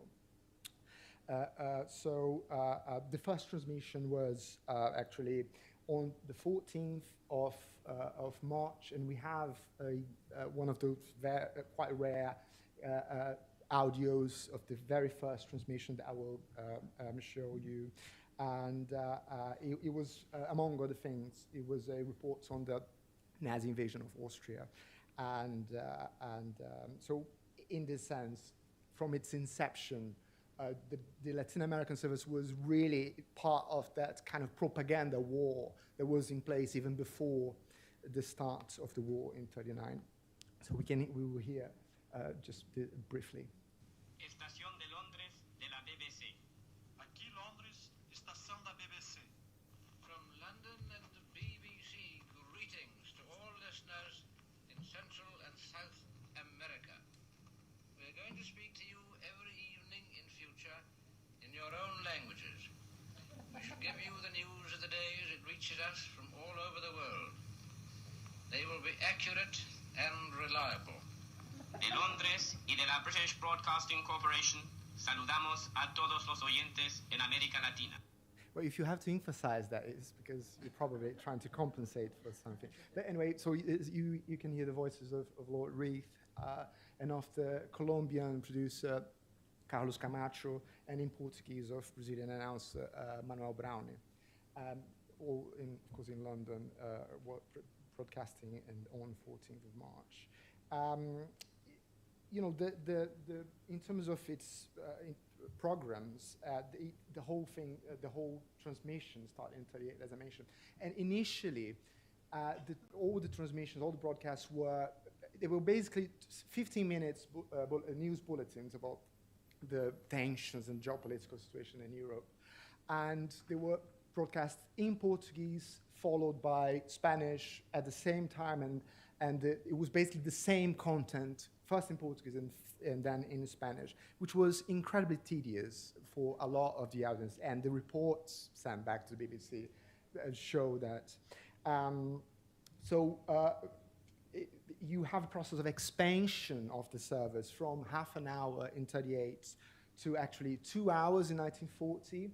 And of course, this process of expansion was in some sense a result of some technological developments in Daventry, with two other extra transmitters installed in Daventry for that purpose. And then with that, the separation between a session in Portuguese and one in Spanish. And then, of course, creating greater demand, not only for news, but also for entertainment shows, features, dramas, and so on. You have then another great expansion in '43, on one hand as a result also of some technological developments in Daventry, but also as a result of a big event in Latin America, which was in August '42, Brazil entered the war on the Allied side. And of course that created, Brazil then became a great focus of resources, attention, that created some rivalries or accentuated some rivalries and jealousy between some of these intellectuals and some of these the service in Portuguese and Spanish, but also more time than by '43 you have 4 hours per day and then greater demand for entertainment shows and so on. Then, together with these 50 news bulletins, you have musical interludes, press reviews, book reviews, commentary on the daily life of Britons during the conflict, and of course variety shows such as the radio magazine, A Voz de Londres, on the Brazilian Portuguese side, with dramas and features, and on the Spanish side, Carrossel Londinense. It was a show broadcast once a week from Cine Paris with an orchestra and comic sketches. Of course, to write, produce, and broadcast these shows, the Latin American service had to hire a kind of a plethora of Latin American and Iberian intellectuals to, of course, broadcast this and produce this content. So the Latin American service became a kind of a cultural contact zone, and where these kind of peripheral intellectuals could interact. Of course, an environment marked also by power asymmetries and colonial imbalances, of course, but also for some very interesting space for creativity and circulation and creation of something that was not exactly planned. It was an unplanned result. The constitution of this kind of transatlantic network of Latin American intellectuals among themselves and in London and in Britain. Which in some sense is part of what some critics, including Mary Glasby, would call part of the BBC World Service kind of corporate cosmopolitanism that would create these networks unwillingly in some cases. So the whole operation became quite big, to the point that by 1944 you have 140 members, including announcers, producers, translators, technicians, journalists, and scriptwriters, broadcasting in Portuguese and Spanish. The Portuguese side, targeting Brazilian audiences, reached a vast number had a great reach in Brazil. The shows were actually rebroadcast by local stations. So by 44, you have 97 stations around the country who would rebroadcast content produced by the BBC. And of course, a lot of these journalists and scriptwriters were also correspondents of local papers in Latin America and in Brazil. This is the case of Antônio Calado, was a correspondent of O Globo and Correio da Manhã, both really big newspapers in Brazil with national reach. He arrived in 41 in his 20s, stayed with a 6 months contract to do some translation at the BBC, and stayed until 47 when he came back to Brazil. And in the 50s, he became like a celebrated playwright, and in the 60s, a also celebrated novelist, but also someone who became like a kind of an iconic intellectual in terms of his engagement against authoritarianism in Brazil. He was arrested between 65 and 73 3 times by the military dictatorship for being an outspoken socialist and critical of authoritarianism, military authoritarianism in Brazil. The fact that Calado spent this time at BBC World Service was relatively well known, but what is interesting is that no one knew exactly what he was doing. Some biographers and critics thought that he was doing journalism. Yeah. So interestingly, he published his last novel, published in 89, is about the BBC Latin American service during the war. I know that someone spoke about Penelope Fitzgerald's book, and it's interestingly, Calado's book, it hasn't been translated into English, but it's a counterpoint to that account, and it's about Latin American service. So reading that novel back then, I was like, wow, I came to a conference in Britain. I was back then in the Netherlands, and I was like, well, maybe there is some traces, maybe there is some documents, maybe there is something about Calado in the written archives. And I was quite shocked to find a series of files under his name that were sealed, and it took a while for the archivist to vet and allow me actually to look at these files. But I found in these files a fascinating amount of documents, including letters, internal memos, and copyright receipts, through which I could track down 19 dramas that he wrote for the BBC between 41 and 47. And it's interesting because his main task was, he was doing some translation, but his main task was to write dramas. For the service. So I, as part of the project, I, of course, edited and wrote a critical introduction to a volume with this work, with these dramas that came out in Brazil in 2018, and had an interesting impact in the studies about his work in Brazil. But I was also very surprised to realize, and that's where my interest in the BBC Latin American service and the BBC World Service in general started, because I started to look at documents to understand the institutional context in which he was working. And then I realized that he was part of a massive propaganda campaign targeting Latin America, the results of cooperation between the BBC Latin American Service, the Foreign Office, and the Ministry of Information. You have these fascinating minutes of this propaganda policy committee created in 1941. But you have throughout 39 and 40 a lot of conversations about this committee that actually became something structured in January 41, but there was a lot of talks about that before. And you see the debates about propaganda strategies to target Latin American audience in these minutes. And then looking back to the shows that were being broadcast and written by different writers to Latin America, both in Spanish and in Portuguese, you see how a lot of these dramas were responding and engaging with these guidelines in creative ways, occasionally simply following them, occasionally pushing back, occasionally using different strategies to get around certain things in a fascinating way. I was also quite surprised to see the gap or the lack of studies about the Latin American service within the literature about world service. And you can see that in recent volumes about the world service, in which you have fascinating works about,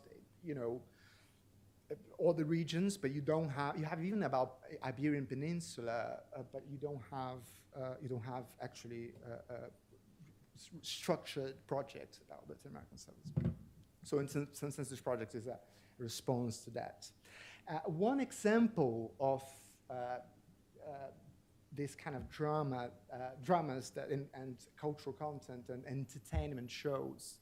I must say that it's a bit blurred, this thing between this frontier, in the case of Calado, between literature and entertainment, because he has literary ambition. He is absolutely fascinated with modernist experimentation, but he's also interested, of course, in writing dramas that are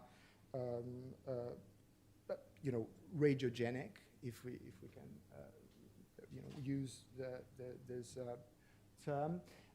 An example of the kind of thing he's doing is this script of Correio Brasiliense, broadcast in September 1943 to Brazil. It was written in Portuguese. You have on the top also the signature of the censor, the person who vetted the script to be allowed to be transmitted. And Correio Brasiliense is basically a reference to the first newspaper to circulate in Brazil. It's called the Brazilian Mail. It circulated in Brazil between 1808 and 1822, and it was deeply involved.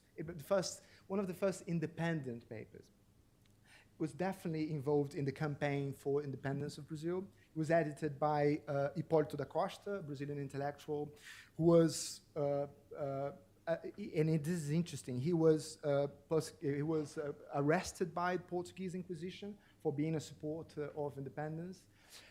And he then became an exile in London, where he was editing his newspaper in Portuguese. and shipping it to Brazil clandestinely to circumvent Portuguese censorship. So this script is a half-an-hour script, and it's basically the fictional encounter between Hipólito da Costa, the editor of the paper, working in London, and British poet and historian Robert Southey, and who was a romantic poet, but was also interested in history of Portugal and published a book about the history of Brazil in 1810. So basically, it's a fictional encounter between these two intellectuals, a Brazilian and a British intellectual, in which they clearly flatter each other's work and they present themselves as mutual admirers and so on. In terms of the propaganda guideline, it's quite evident what's happening. It's responding to one of the guidelines, which is to show first, to flatter Latin American audiences as much as possible, referring to historical events and key figures in Latin American history, which is something explicit in the guidelines. The other one is to show historical links of friendship between Britain and Brazil. So Calado is playing with those guidelines. By projecting the relationship between the two countries as two men, he's of course neutralizing all imperialistic tension, all geopolitical imbalances. But he is also constantly referring to the fact that Hipólito is a political exile, that he suffered political violence, that he was arrested, that he was suffering with censorship and so on. So he is, on one hand, following clearly the BBC guidelines about Latin America, propaganda, in terms of propaganda, but he is also making indirect and veiled references not only to the colonial Brazil, but what's going on in Brazil at the very moment in which the script was broadcast, which Brazil was in a dictatorship run by a dictator and oligarch, Getúlio Vargas, between 1937 and 1945. And of course, we know that from August 42 onwards, Vargas, although was domestically a dictator, he was supporting democracy in Europe by supporting the Allies. So in some sense, Calado is exploring this contradiction, this tension. It was something that he does constantly. And he is using some of the guidelines, which is there are lots of references to democracy and fight against tyranny and so on. So he's using these references, propagandistic references, to undermine, in some sense, in a veiled way, what's going on in Brazil, the dictatorship in Brazil and the censorship in Brazil at the very moment he is broadcasting this drama. So it's one of the examples that I think it's interesting to think about this dynamic between these Latin American intellectuals, on one hand, being co-opted by British propaganda machine, and on the other hand, using that position to push their own agendas. Of course, criticizing Vargas, who was an ally of Britain at that moment, was far beyond British interests. So he's, and it's interesting because some of the literature, the interesting and critical literature about world service, when looking at these intellectuals, occasionally risk presenting some of these intellectuals, almost as puppets of this master's voice. And one element that I'm particularly interested in my work is to show how, to discuss the level and the extent to which these intellectuals were also pushing back, using their position, their agency in some sense. So I think that in Calado is an exciting example of this kind of practice. As was mentioned in the introduction, this work is now becoming a monograph, and this project opens some avenues for other projects. I'm now expanding to look at material from British Council and Foreign Office in the 30s and combining documents from the 50s and 60s. Of course, this is a topic for a different discussion. Thank you very much for your attention.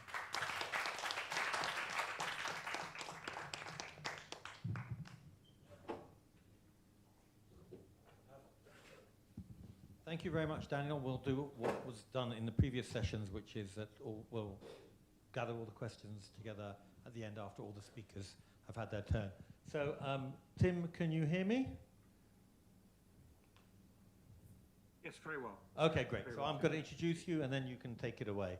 So Tim Cook is an emeritus professor who founded and taught the MA radio program at Goldsmiths College, University of London, between 1992 and 2020. He is a long-standing researcher and writer on audio drama history with radio drama, history, theory, and practice, published by Routledge in 1999, audio drama modernism, the missing link between descriptive phonograph sketches and microphone plays on the radio, published by Palgrave in 2020, and the forthcoming writing audio drama to be published by Routledge in 2023. Take it away, Tim.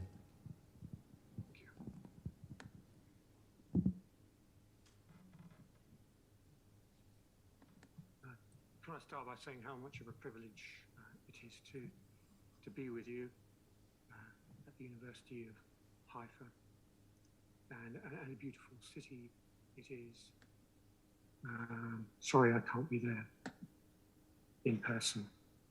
The BBC's fictional treatment of the narrative of Shoah has been limited not only during the Second World War, but following it. Between 1939 and 1945, notable exceptions were I Am a Jew, broadcast on the 28th of March 1940, which hitherto has had no academic analysis, consideration, and doesn't appear to have received any significant reviewing in the British media at the time. The 8-part series Shadow of the Swastika, which was broadcast at the end of 1939, early 1940, has had a large amount of, well, a relatively large amount of academic attention. This was reconstituted as 4 episodes: Know Your Enemies, the Nazis in 1942. Norman Corwin, one of the greatest American radio dramatists of Jewish heritage, visited Britain during the war, and while he was working with the BBC, they produced his play Appointment. It touches on what could be described as a Nazi narrative. I'll explain why it doesn't have any representation of Jewish persecution later. And the main point of my presentation and research study is the BBC has never broadcast Morton, Wyszengrad's The Battle of the Warsaw Ghetto, which was first presented on the eve of the Day of Atonement in 1943 over the United States NBC network. The Battle of the Warsaw Ghetto, in my opinion, is among the finest radio plays ever written and broadcast in the history of radio. From an aesthetic, dramaturgical point of view, culturally, I think it's of great significance as an example of political and humanitarian drama. I would argue it's nearly unsurpassed. And from my own point of view, if I can be allowed to make a political statement, I think it's absolutely outrageous. The BBC has never broadcast it, never treated it properly as a cultural research project, although there was a documentary that did include excerpts in recent years. What are the explanations for what has been described as cultural, political anti-Semitism at the BBC during this period? There is a consensus among academics. Gabriel Millen in 1998 reminded us that the Home Service, BBC Home Service, insisted on limiting coverage to news bulletins for fear of increasing anti-Semitism within Britain. It's quite difficult to explain and educate younger generations in the United Kingdom how prevalent and deep-seated anti-Semitism was throughout everyday British life in the 1930s and 1940s, going into the 1950s. There was general political reluctance to emphasize news of the specifically anti-Jewish nature of the final solution. there was a general view it was both wrong and counterproductive to assign any special political significance to the plight of the Jews. And then behind or next to, certainly influencing the BBC, was the political warfare executive, Britain's, I suppose, munitions of the mind during the Second World War, the propaganda operation had a substantial influence. It was reluctant to sanction broadcasting about the final solution in BBC European services. But as I will refer to quite briefly, and I apologize that a presentation of this kind is inevitably superficial on such important subjects of great importance to humanity. The political warfare executive played complex dramaturgies with their what were known as black deception radio stations, and in one or two cases created a boomerang that was unexpected and unwanted. Shadow of the Swastika was radio drama. No, I wouldn't say it was a feature because 99% of it was dramatized. It was based on a considerable amount of research by the two authors. It had an extraordinary high audience, a proportion of the adult population running to 20 to 30, 35%, 10 to 13 million listeners every night. At least 42 scenes across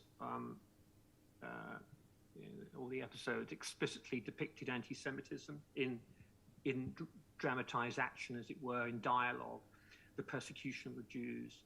The purpose of the Shadow of the Swastika was to explain the rise of the Nazi regime and the beginning of the Second World War.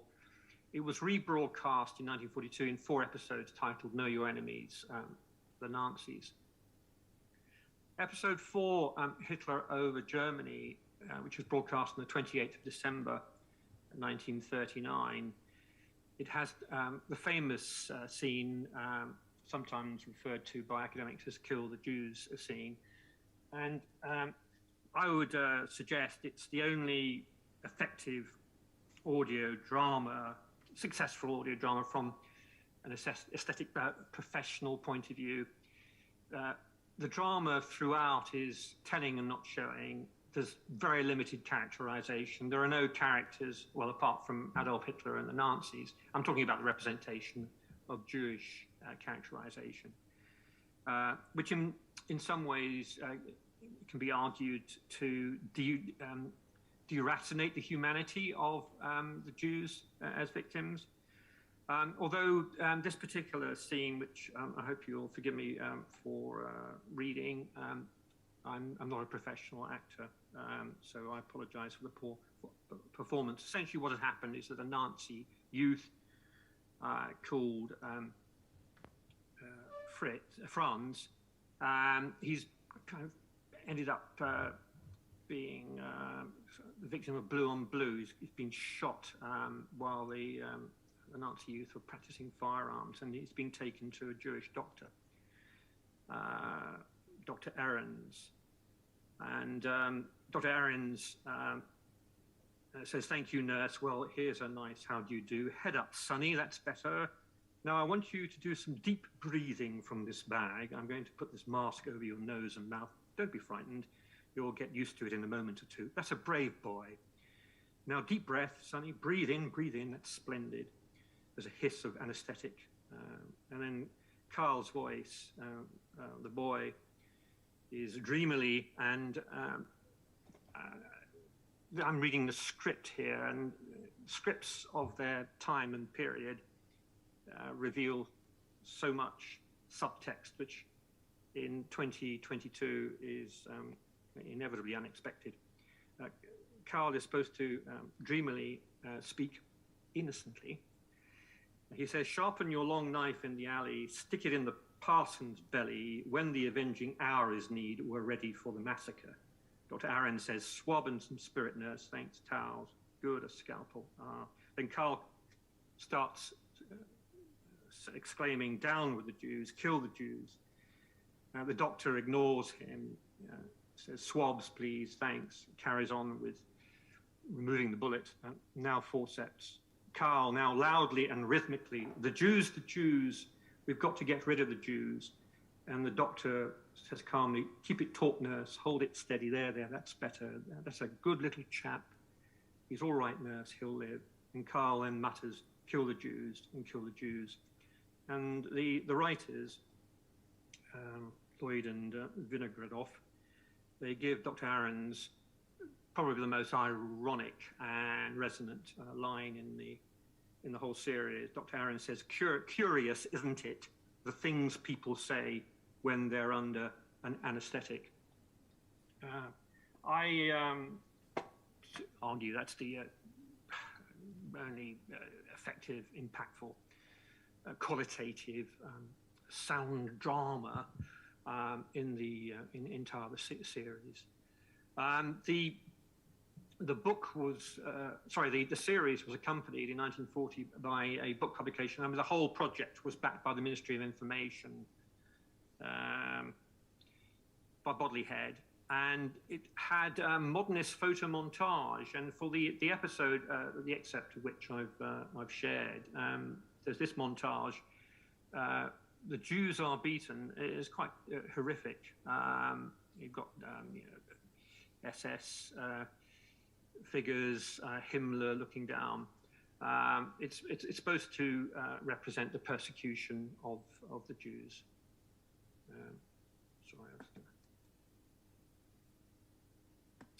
I Am a Jew is a 1-hour radio drama, and it was accompanied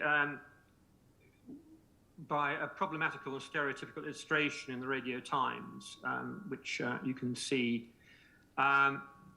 It's stereotypical and problematic because the family dramatized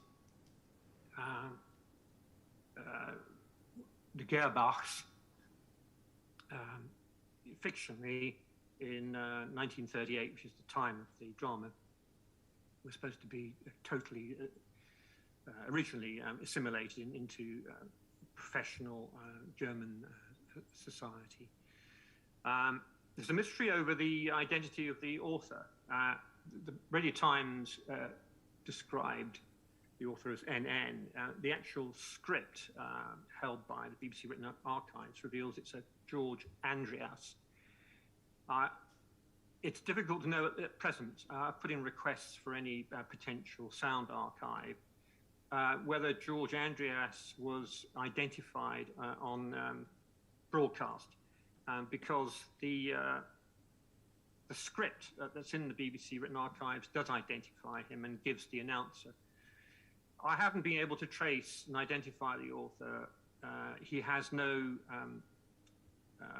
record in British archives in the writing about in the databases of dramatists. The translation was by somebody called Geoffrey R. Edwards, production by Howard Rose, and this is how the BBC in its introduction and in Radio Times promotion explained it. Matters are not minced in this stirring and tragic story. The treatment of Jews under the Nazi government has been sternly cruel in many individual cases, and this play might well be said to represent a typically tragic cast. Concentration camps and suicides may not make bright listening, but it is unlikely that many listeners will remain unmoved by this tragic and dramatic statement.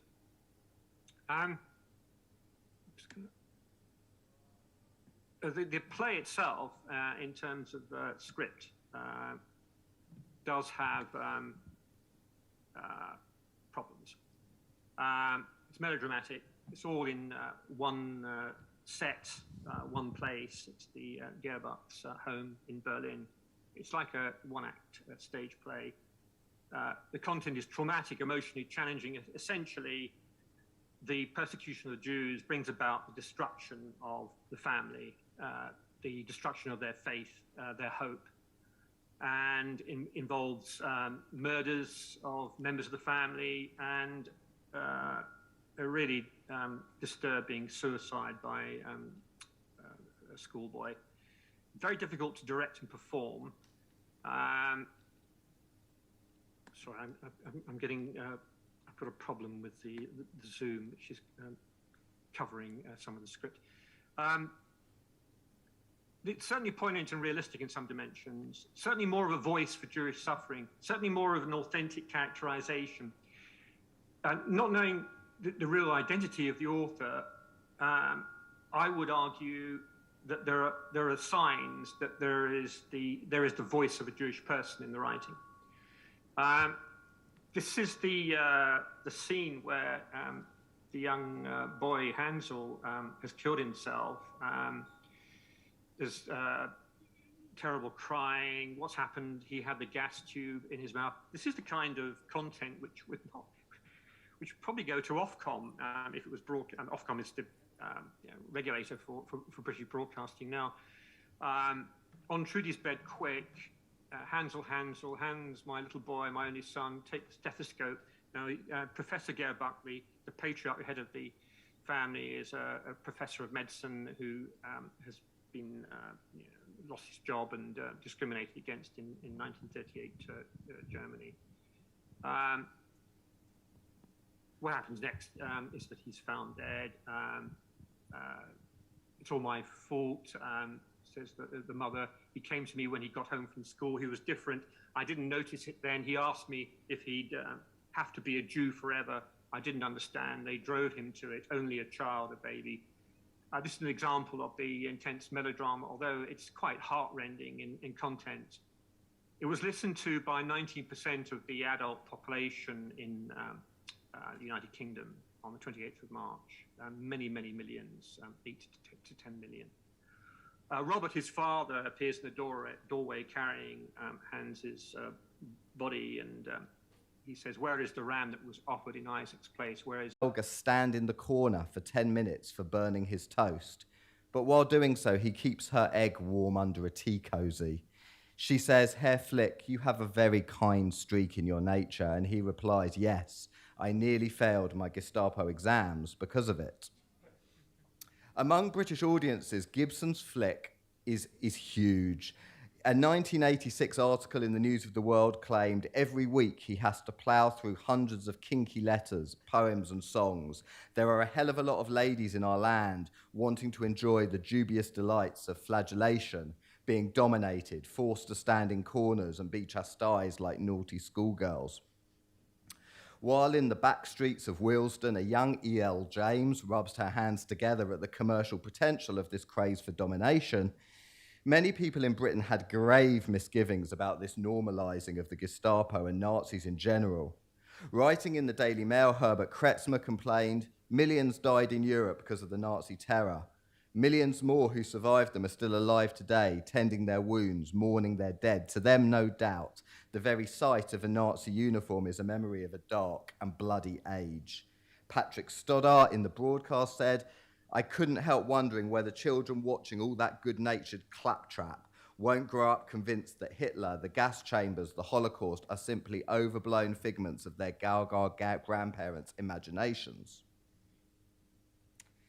Aloalo's concession to these kind of concerns was to stay away from Jewish themes, although, as Andy Medhurst has pointed out in a piece of contemporary criticism, this sensitivity did not extend to homosexuality, which was ever present in the character of Lieutenant Gruber, played by Guy Sinner.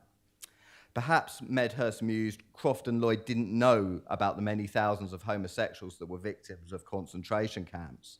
Even if so, he concluded, Gruber's presence is difficult to accept. Even Jews, though, did make an appearance in Allo Allo. In one early episode, the German officers ended up working alongside the French against the Gestapo and needed counterfeit uniforms. The answer was parachuted in from England, literally, in the form of two Jewish tailors, Solomon and Klein. Commenting on the Jewishness of their co-conspirators, the German colonel von Strom complained, "It's the principle of the thing. If I'd have known they were employing Jewish tailors, things would have been different." And his adjunct, Captain Goering, confirms, "Yes, we would have ordered more shirts." In Allo Allo, you see the horror of racial genocide recedes. Nazi officers aren't real anti-Semites, and it's all just good fun. One letter to the BBC about the character Colonel von Strom joined in with this hilarity by pointing out that in his experience, von Strom was a Jewish name, and Croft replied to him, I was slightly shocked to hear that von Stromm is a Jewish name. I'm sure it will give the cast a good laugh when I tell them. For many observers and participants in the phenomenon of Allo Allo, this kind of humour signposted the very core of Britishness. Richard Webber, explaining the success of the show, says that it's quintessentially British. For Sam Kelly, who played Captain Goering, what made this the case was the national predisposition to self-mockery. He told the News of the World, "We are sending ourselves up rotten because we English have the facility for laughing at ourselves." And here, I would argue, is where things start to get interesting. Because this claim that the English can laugh at themselves is immediately exclusionary if it means anything at all. We can laugh at ourselves. You don't have the sense of humour to do so. Like Jeremy Corbyn's Zionists, the irony is lost on you. As Hilary Kingsley put it, writing in the Daily Mirror, "I bet the Germans and French have nothing as funny on their TV as Allo Allo. How could they?" If people don't like Allo Allo, another journalist explained in the Daily Telegraph, they just simply don't understand the way we go about things. Theorists of comedy have explained at length how jokes draw boundaries between those who laugh and those who don't, between those who are in on the joke and those who can't be. In comedy, as Peter Bailey has argued regarding music halls, there is necessarily a knowingness, a select conspiracy of meaning, a privileged status earned by the audience's own well-tested cultural and social competence. Earning inside a status, getting the joke, is in Medhurst's words, a shortcut to community. Belonging, Medhurst argues, might be a fiction, but it's a fiction from which solidarity and sustenance can be drawn. And in Allo Allo, solidarity and sustenance are drawn in the end not from the common frailties of human character or a common Europeanness, if you like, but from a specific tradition of English humour. An exclusion we that can laugh at ourselves, we who can deal with jokes about the war, and we who can understand you and your funny foreign ways. In contrast, you, and the you here is Europe, are very unlikely to get the joke. In fact, and this is key, it's kind of important that you don't get it. Because as in Bailey's music hall, it is the knowing and the getting where others can't, the momentary conspiracy, if you like, that makes it funny. On these terms, a BBC spokesman gleefully reported in 1984 that the show was bound to provoke European TV chiefs. Reporting on the deal to take Allo Allo to the United States in 1987, a journalist in The Independent delighted in its inaccessibility to Britain's nearer neighbours. He said, "The American success of Allo Allo contrasts with the hostility it arouses in France because it treats the resistance as a joke. It was also viewed last month by the West German programme buyers who told Mr. Gwellan, that's Gareth Gwenlan, the BBC head of comedy, we are probably the only 5 Germans who will ever see it." Gordon Kay had a little bit more humility when he explained the show's failure in Germany in 1991. He told a journalist, "They don't find the SS uniform very funny over there, and I can understand that." In the end, then, Allo Allo entrenches British difference and delights in it. It paints a World War II pastiche that could never fly in Germany, France, or Italy, countries working through histories of victimhood, collaboration, and guilt in a way that Britain wasn't. It is not, though, my case that this was any kind of conscious statement. Indeed, Allo Allo's writers seem to have sincerely thought that the show had the potential to unify. But watching the impact and sprawl, thousands of British people donning Nazi uniforms and French maids' outfits, replete with funny walks and accents, sends a rather different message about where Britain was vis-à-vis Europe in this period. A country which very much saw itself as different, superior, and had a rather idiosyncratic view of the values of our brothers and sisters across the Channel. Earlier this year, and this is what I'll finish with, this was a few years ago now. This isn't a new paper. Columnist and author Yasmin Alabai-Brown retweeted a photograph from the Gloucester Goes Retro Festival, in which Vicky Michelle, who on the left, who played Michelle in Allo Allo, Richard Gibson, Herr Flick, Guy Sinner, and Kim Hartman were posing as their Allo Allo characters in full regalia.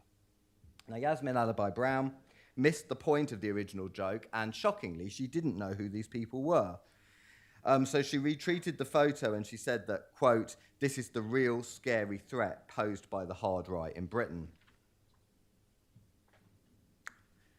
In the poisonous atmosphere of Brexit Britain, it was perhaps easy not to get the joke, especially when what lurks behind the joke is a nation still ill at ease with its European neighbours, still working through its own history. And when you think about it like that, all of a sudden maybe it's not so funny. But if you want to understand why Britain voted for European isolation, why Britain voted for Brexit, you could do a lot worse than watch Hello Hello. It might just give you the Dunkirk spirit to have a few laughs as you watch things go wrong. Thank you.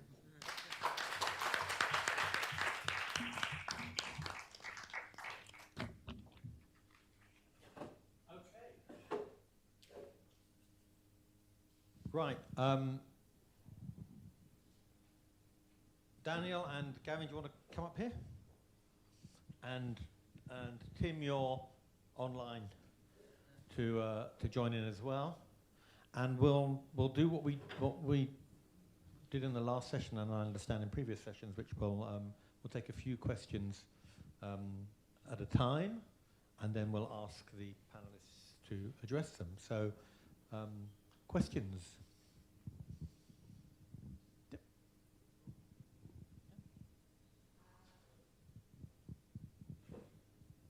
Thank you, all three of you, for really, really amazing papers.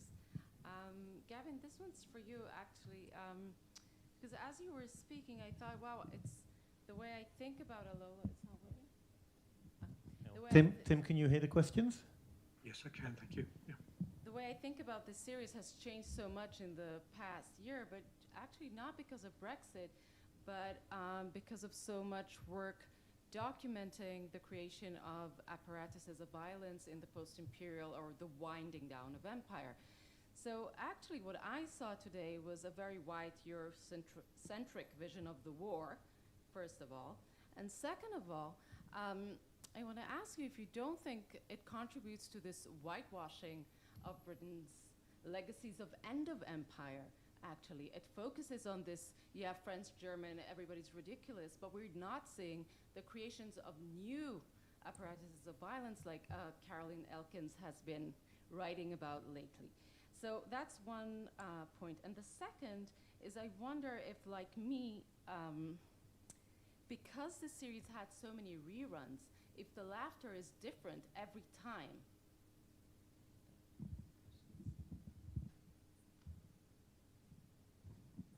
Okay, other questions? Yeah. This past Sunday, and you likely know this, Ken Burns, the documentary filmmaker, started showing in the United States this past Sunday. I think it's called Holocaust in the U.S., and it's focusing on the historical complicity of the U.S. state during the Holocaust. And as you might imagine, it's already receiving pushback, this business of the challenge and difficulty of seeing oneself, the United States, as not ever having been at all complicit. And the other thing that is so often there in the rhetoric, you see it and hear it in the classroom, whether it's in high schools or in universities, and it's troubling to say the least, is the discussion of Nazism and that historical period and the source from whence it comes as evil incarnate. And I think what's troubling there is that it dehistoricizes it. Whenever I hear evil, I always think of the supernatural. So somehow this is beyond human capacity. There's some outside force. Whereas, as we all well know, if you historicize it, it means that any ordinary human being can do it. And if any ordinary human being can do it, then we ought to be very frightened, because it can happen again and again. Thanks, thank you.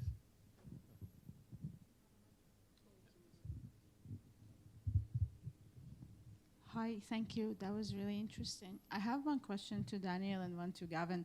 So I was really struck that you were showing this, one of the archival documents, and they're saying that they're planning propaganda. And I know that during the Cold War, at least, there was a very kind of reluctance in the West to call what it's doing propaganda.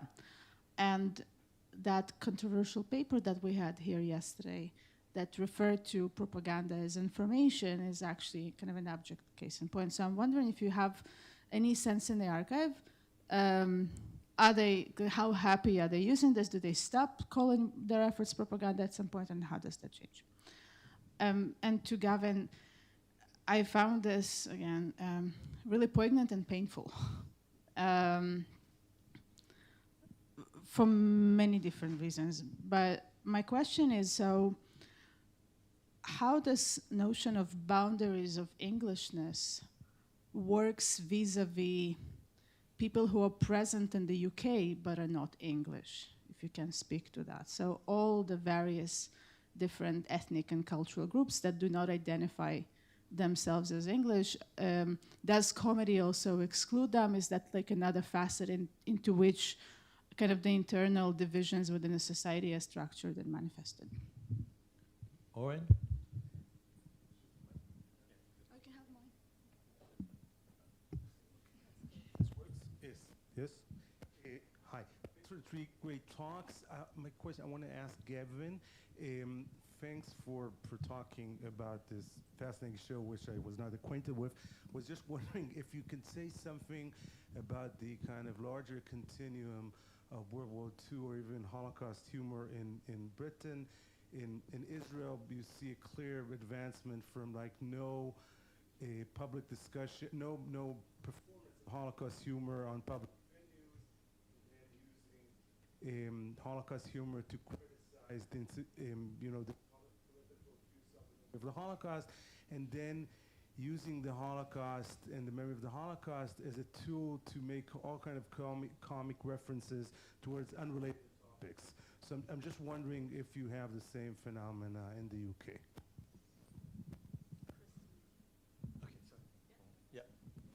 Hi. A question for Gavin and a question for Daniel.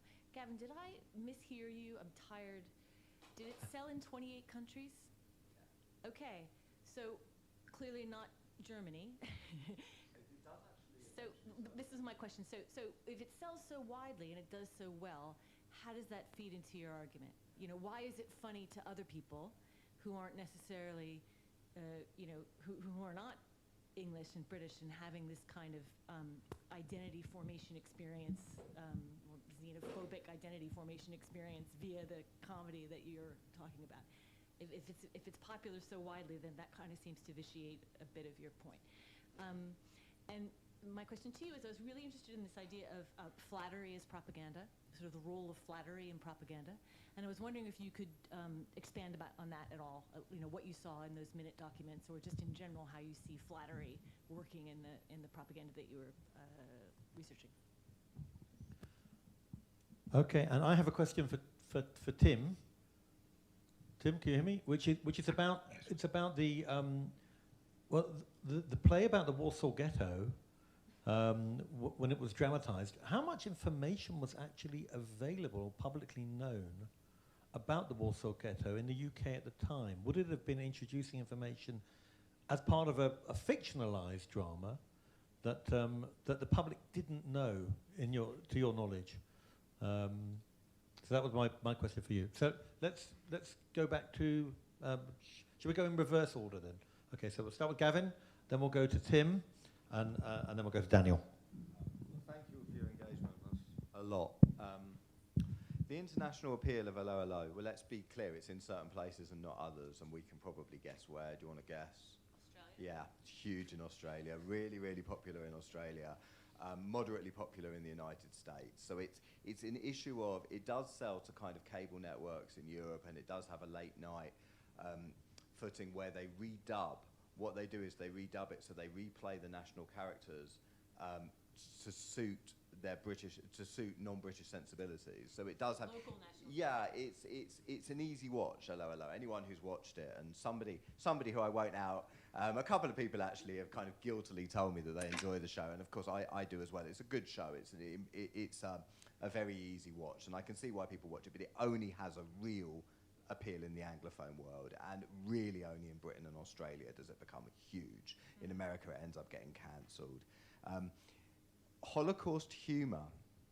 I've got growing anxieties myself about changes in Holocaust humour, and I would put it in kind of two boxes at the moment. I think there was a documentary recently called The Last Laugh, which profiled Holocaust humour among Holocaust survivors, and I think that that's a radically different project from some of the high-profile uses of Holocaust humour that we've seen recently from people like Larry David, for example.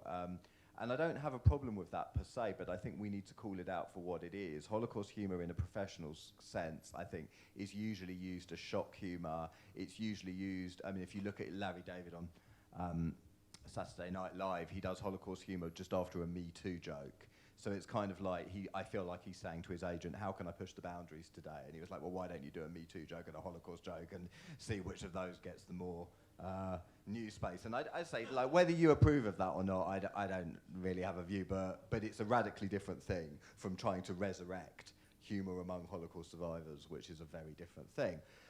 Boundaries of Englishness. I think the point about boundaries of Englishness is that you've got all that dressing up and you've got all that potential for imitation, and if you want to show that you get the joke, you join in. But is it exclusionary? Is it very white? It's absolutely all those things. Is it keeping out a whole range of people from a more diverse and more interesting definition of Britishness? It absolutely is. And I think, Tal, you're absolutely right that yes, it could absolutely be open to exactly the kind of reading that you suggest. I think that would be very characteristically smart to do that. And on whether it shows, whether or not you could give it a clever reading and say, this is a show which shows that kind of the Holocaust and the perpetration of the Holocaust and the Second World War is about kind of man's frailty and not about an evil nation. I think that's exactly what they're trying to do. And I think you can make that case. It's just, I guess in the end, it's just a question of taste and whether it is to your taste or to one's taste to do it like that. But I suppose what's interesting from a historical point of view, is that it is to the taste of so many British people. And I think my point is that tells a story, the fact that so many people like it, including me. Okay, let's go to Kate.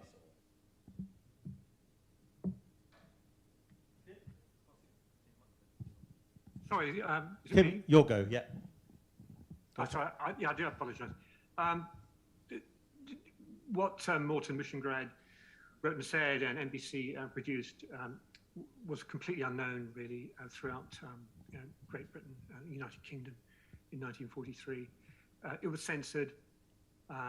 Every attempt to bring attention to what was going on was ignored. One of the great personal tragedies was that Shmuel Zilberman, who was living in London and had managed to escape from Poland, and his wife and child became victims of the uprising. He was so frustrated in his attempts to contacting politicians and newspapers and broadcasting that he killed himself in May 1943, and he left a note saying that by my death, I wish to express my strongest protest against the inactivity with which the world is looking on and permitting the extermination of the Jewish people. I know how little human life is worth. The newspapers reported his suicide, but not the reason for it. There was no coverage at all by radio. Why the BBC failed to take up, I don't know if they were offered it. It was because of policy. In great contrast to the situation in the USA, NBC distribution was America-wide, and transcripts, 78 RPM records with booklets were distributed across 10,000 societies, educational institutions. Why is this the case? Is there a contrast? I can only offer theories. It has been said by many historians that the censorship, as it were, self-censorship and abject censorship against the final solution by UK broadcasting was motivated with the sensitivities of the Palestine Mandate, which of course prevented so much potential rescue and emigration pre-1939. And of course, the Americans weren't the colonials in Palestine, but as the Ken Burns, as has been indicated by the question by distinguished academic present, Ken Burns' documentary is revealing the great extent of anti-Semitism in America, the St. Louis, the lack of representation of American Jews, Lindbergh, America First, all of that was going on. But there was certainly, I would say, the American Jewish population, they had more heft. There was a bigger scale. That's not to say there wasn't, at the same time, terrible, abject discrimination in relation to African Americans. Langston Hughes, the great Harlem poet and dramatist, was commissioned and wrote a brilliant radio play, a book on T. Booker Washington, and none of the networks would produce it. And then as a kind of, irony isn't the right word, as an intriguing contrast, he worked with a left-wing BBC producer who'd gone to the States for propaganda reasons, but he was one of the BBC producers in the USA, and D.G. Bryson produced a drama that was only broadcast to 10 million listeners in Britain in shortwave, that Langston Hughes co-wrote about the African American fighting for the Allies. Okay, thank you very much, Daniel. Yeah, thank you for the questions. The first one about the use of the term propaganda, right? At least in the Latin American service, it was banned from programs. I mean, references to British propaganda were completely banned, but the term was used consistently in the discussions. I mean, the term propaganda would appear, of course, only referring to Nazi and fascist kind of context. And but yes, there is. It's interesting because for example, in the documents of the Foreign Office about the campaigns and everything, there is in the annual reports of the Foreign Office about Latin America, you have a section that is cultural propaganda, and it's quite broad. It includes British schools, includes scholarships for British people, it includes conferences organized by the British Consul to bring people from Britain to talk in Latin America, and to bring scholars from Latin America to talk in Britain. There's a lot of references to that, and to the BBC too, and there are references to cinema and so on. So it's a thing. It's a field of. The term cultural propaganda would then start disappearing in the 50s and 60s, and it would become cultural diplomacy. It will be changed, and all the terms will be used. And the question about flattery, it's interesting because there is a discussion about how this kind of flattery should be used. And so what you have is a series of shows that are about national dates. There's a lot of references to the guideline is like Latin American audiences should be flattered as much as possible by using references to key historical events or key historical figures, in some sense kind of mirroring back to Latin American audiences their own history and their own what these producers believe are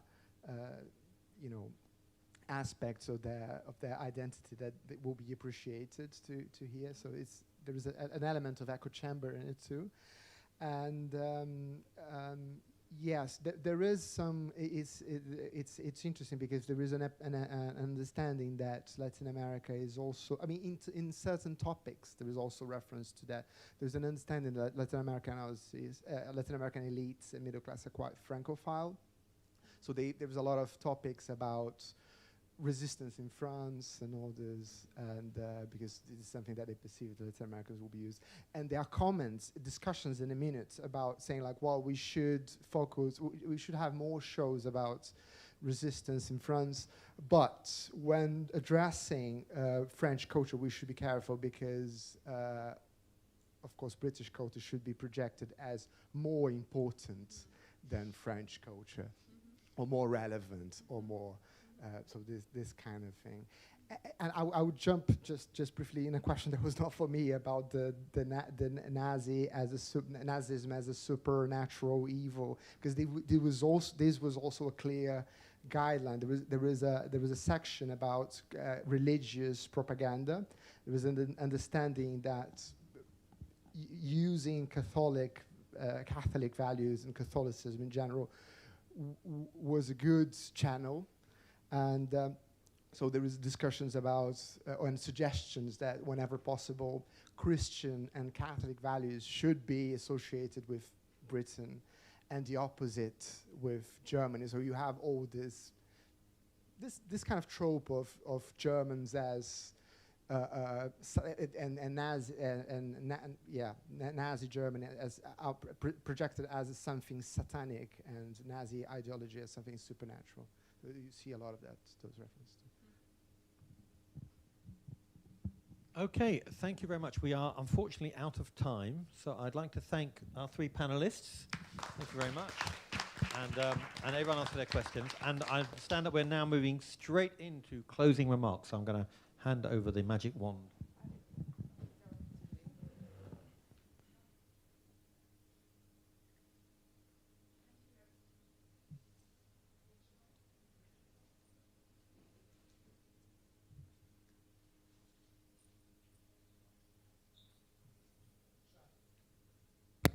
Okay. It's hard to say goodbye, but closure is important. So what we've done is we've called in a couple of favors now. We've asked two of our friends who have been here with us the entire time, and the co-organizers, some of the co-organizers of this conference, not to summarize, but to each offer a very brief comment or observation of something that we might take away, or we might want to think about, or they thought about. So I would like to invite one after the other, Professor Oren Myers, who's a scholar of communication in the Department of Communication at the University of Haifa. Specifically, he studies, he's a scholar of journalism, memory studies, right, Oren? Yeah.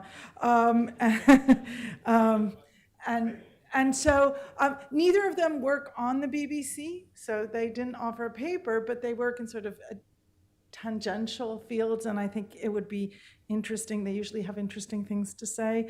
The other one is Professor Eitan Bar Yosef from the Department of Foreign Literatures and Linguistics at Ben-Gurion University, who is a literary critic and a scholar of cultural studies, of British cultural studies, who's working these days on the British Mandate, sort of a cultural history, a little bit of the British Mandate in literature. So Oren and then Eitan, and then we will give Tal the honor she is due by having her say the last word.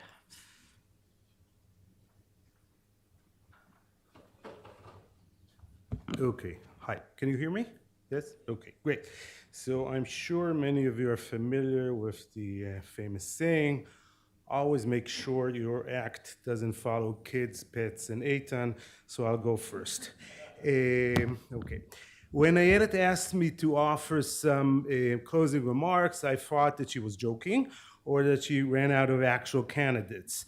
I'm not by any means a BBC expert, and what's even worse, I'm not even an Anglophile. But considering the fact that the title of this great conference asked its participants to look at the BBC Centennial from afar, or rather look at those who look at the BBC Centennial from afar, I might be actually ideally positioned for this task.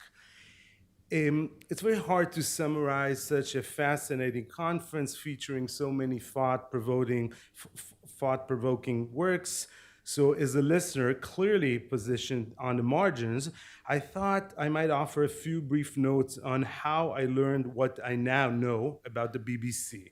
That is, I'd like to briefly map some of the sources and conceptual frameworks that informed the studies that we heard and maybe pointed some overlooked options. So one of the most, I think, interesting aspects, maybe unexpected aspects of this conference was the integration of information gained from personal BBC histories of some of our participants. So I'm thinking here about Glenn, our own Lawrence of Arabia, Iraqi adventures, but I'm actually mostly thinking about David Handy's really nuanced and interesting analysis of his attitudes towards the BBC as sort of an in-outsider, and Susan's fascinating remarks on circumventing the boycott on airing the voices of Sinn Féin leaders. These are valuable demonstrations of the significance of reflexivity in our line of work.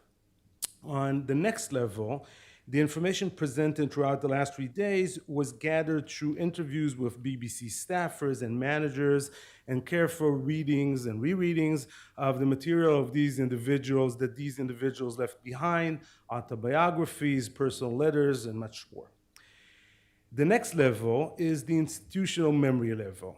And here we must address the archive in the room. Throughout the last 3 days, the word, I hope I'm not butchering the pronunciation, Caversham, yes, okay. So the word Caversham was uttered with awe, with frustration, sometimes even with anger. It seemed as though the BBC archive had an almost physical presence in this room as a reminder that information is never simply out there. Rather, research data is always shaped and circulated within the context of specific power dynamics. Regarding conceptual frameworks, I would note just that one concept that was seldom addressed heads-on, but anchored in many of the discussions. This is this question of what is good journalism? That is, what can be and should be expected from journalists reporting on the world and interpreting it for their readers, listeners, and viewers. Terms such as objectivity, fairness, telling versus showing, and propaganda were used in order to evaluate the quality of the work of BBC journalists. But it is not clear whether such implied standards apply as givens to all BBC reporting from the Suez to Ireland to China through the entire BBC history, or rather our expectations from journalists ought to be anchored within the specific cultural and political context in which they conduct their work.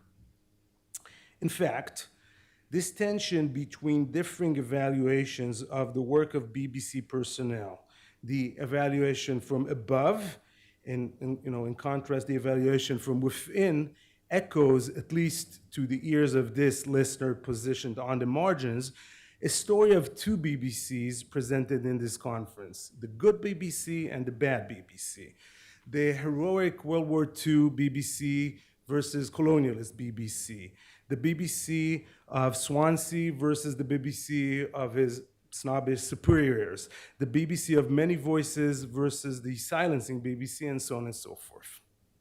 Finally, a few quick notes on what might be missing. Since most works dealt with past events, it was hard for them to address the issue of reception in an empirical manner. We got glimpses into what BBC audiences thought about BBC contents and how they interpreted them, but given the historical nature of most of the studies, they naturally could not support such claims with interviews, surveys, and focus groups. Within the same context, it seemed as though the majority of the studies, with the clear exception of students' papers, most of the studies did not go beyond the early 1990s and did not address the digital technologies, algorithmic logic, and other factors that shape today's media landscape. So there's some work left to do for the bicentennial BBC conference. Thanks again for the great conference.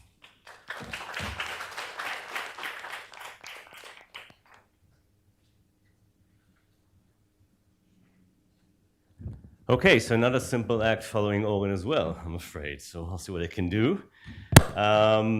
Unlike my good friend Oren, I am an Anglophile, or at least I used to be before I traveled to the UK.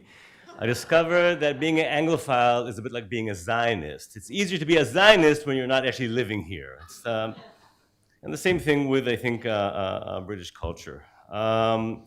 Like so many other, I think, Israeli children, or children, all over the world, my ideas of Britain, of the UK, were shaped by the BBC programs that I saw as a child growing up in the 1970s. So Fawlty Towers and Yes Minister, the Palliser saga by Trollope. It took me years to realize it was the same Trollope that we read in English Lit. The Brothers, if you remember Mary Hammond and her 3 sons. These were all things that preoccupied me when I was a kid. Also, sometimes there were odd musical venues with people dancing. I don't know. So lots of British images and imagery and sounds that were part of our everyday growing up here in Israel, right? So far from the center. And we weren't always aware, of course, of the nuances. So we watched happily upstairs and downstairs, The Jewel in the Crown, never realizing this was actually ITV and not BBC, right? For us, all good costume drama was always BBC, right? So weren't aware here of the subtleties. And it's only when I actually reached Britain in 1995, it was only then that I began to discover the complexities of this huge entity, this huge behemoth, right, which is the BBC, right? Realizing the different BBC television channels, and not only that, but the radio stations that I now began to listen to and understand. Right, the term local color, what was mentioned here, right, in relation to the colonial context. But what about local color, of course, in the British context itself, and the way that the BBC tries to present this local color in its numerous venues. So again, being in Britain between 1995 and 2001, I struggled to try and understand this world of the BBC. Luckily, the BBC, at least then, I think probably also now, always immersed in a long process of defining and celebrating itself, right? My friend Oren calls this is called legacy media. So no one like the BBC interested in its own legacy. And I was able, through these endless reruns and self-celebration and gestures, to, in a way, become immersed in some of these images that I could never see, of course, growing up in Israel. So, for example, realizing, and then, of course, in addition, reading at the same time about the BBC's history. So that was The Week That Was from the 1960s, early satire, coming so much before Spitting Image, and realizing how that in the early 1960s can begin to challenge the old imperial story. Dad's Army, right, coming before Allo Allo. The Archers, right, realizing that there's actually a daily BBC radio show about farmers, right? So that was amazing to discover that. EastEnders, of course, suggesting that the East-West divide is not simply one that's played out on the world map, but also, of course, within London itself. And EastEnders was never shown in Israel. So it took me a while, of course, to understand all this. And of course, the shipping forecast, right? And what that does to British mythology. And even, I think I'm proudest of the fact that I was able to make this story my own. I don't know how many of you know this. I mean, some of you probably do, right? The story of Lulu the elephant, who visits the Blue Peter studio in 1969, right? This is a children's program, and succeeds in pissing in the studio and also shitting there and leaving her elephant dung in the middle in a way that completely sort of upset, the BBC of, we heard about the stiff upper lip and other kinds of self-control. So being able to, in a way, to take this in and making this in a way part of my own story, and thinking about all these different examples, I was just intrigued by how broadcasting margins, which is the name given to this conference, seems to apply to so many different contexts, right? And not only, of course, the colonial, imperial, worldwide context that we were able to, again, explore here from afar, but also, of course, within Britain itself. It's such a complicated story. Okay, so again, listening to these papers and lectures, I was thinking of the various tropes that emerge again and again. Some personalities, right? I mean, Thatcher, I think mostly more than anyone else. But of course, the tropes. So thinking about space in this context. And I'm thinking still about the map that Simon showed us, a map of the world in which the BBC headquarters is in the center and the whole sort of world is sort of like an orange that someone ran over, right? That's what the world looks like, right? The question of space, the question of time, the question of power. But first and foremost, this was a conference about voices, about the voice, right? And the title of the novel that Daphna was discussing by Fitzgerald, Human voices. Human voices seeking to educate, seeking to inform, and seeking to entertain, seeking to offer comfort, but also seeking to distort, seeking to lie, seeking to silence others. In many ways, almost all the papers basically spoke about this kind of voices. Voices who try to resist, but also voices, of course, who encourage us to comply.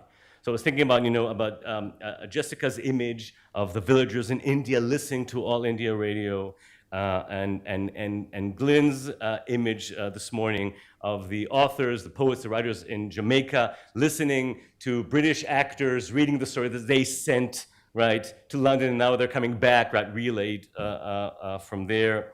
Margaret, right, describing the people in Egypt during the Suez crisis, right, listening to what the British seem to be telling them from Cyprus. And of course, maybe the most memorable persona I'm taking with me, and this is Kristen's Mr. Goldberg, right, and his eerie, you called it Gothic, magical presence, being in one place but talking to another, being in a way one thing but also meaning so many different things to so many other peoples, right? And again, the fact that voices travel in the air are sometimes misplaced and displaced. And also another sort of subtrope that emerged here is the question of dubbing, voices that replace other voices. So in Martha's paper about the South African voices, right, that need to complement those voices of the English actors who can't be, of course, relayed to South Africa. Or in Robert's papers, right, all those, and we heard about from Suzanne about this, right, all the English actors who are invited to dub Jerry Adams and the other Sinn Féin leaders, right, as we see their faces but are not allowed to hear their voice. And even now, Gavin's paper, right, the Allo Allo, and the fact that different countries take this and dub the characters, right? And this will open up a question of the relationship between sound and text, and the equally complicated question of the relationship between sound and an image. I'll just very briefly say, right, it is interesting that a lot more attention, I think, has been paid here to radio and not to television, which I think at least for me growing up, BBC television, of course, was much more dominant. And also an emphasis, I think, generally on high culture as opposed to more popular or low culture, even though I think for most listeners and viewers in the UK, for example, it's more about entertainment and maybe information than the other aspects. So it just, I think, suggests how much still needs to be done in terms of BBC research. So talking about Lulu the elephant, I kept thinking of the BBC itself as an elephant, a huge, or called the elephant in the room, a huge elephant, and the famous parable of the blind men, each touching just one point, one tail, one ear, and saying, this is the BBC. No, this is the BBC. Right? The BBC being so many things for so many people. I'll just end with two just final points. One about the timing of this conference and having the Queen's funeral and the media event here yesterday, right? And the relationship between the Queen, almost 100, and the BBC, just a bit more than 100, and the relationship between these two huge presences in British culture and the Second World War, which I think is the axis on this conference also evolving. That's one thing. And finally, the timing, Haifa, September 2022, finally attending a real conference in which you don't only get voices and Zoom images, but also actually real people, and to talk after a panel and exchange ideas and comments, and to drink together, and to sit down in a restaurant together, and to become, the best friends for 2-3 days. So this experience has really been wonderful in that respect. So it's not only about voices, and it's certainly a place in which the Afar always becomes, for a while, the center itself. So I want to thank all of you, but especially Ayelet and mainly Tal for making all this possible. So thank you very much.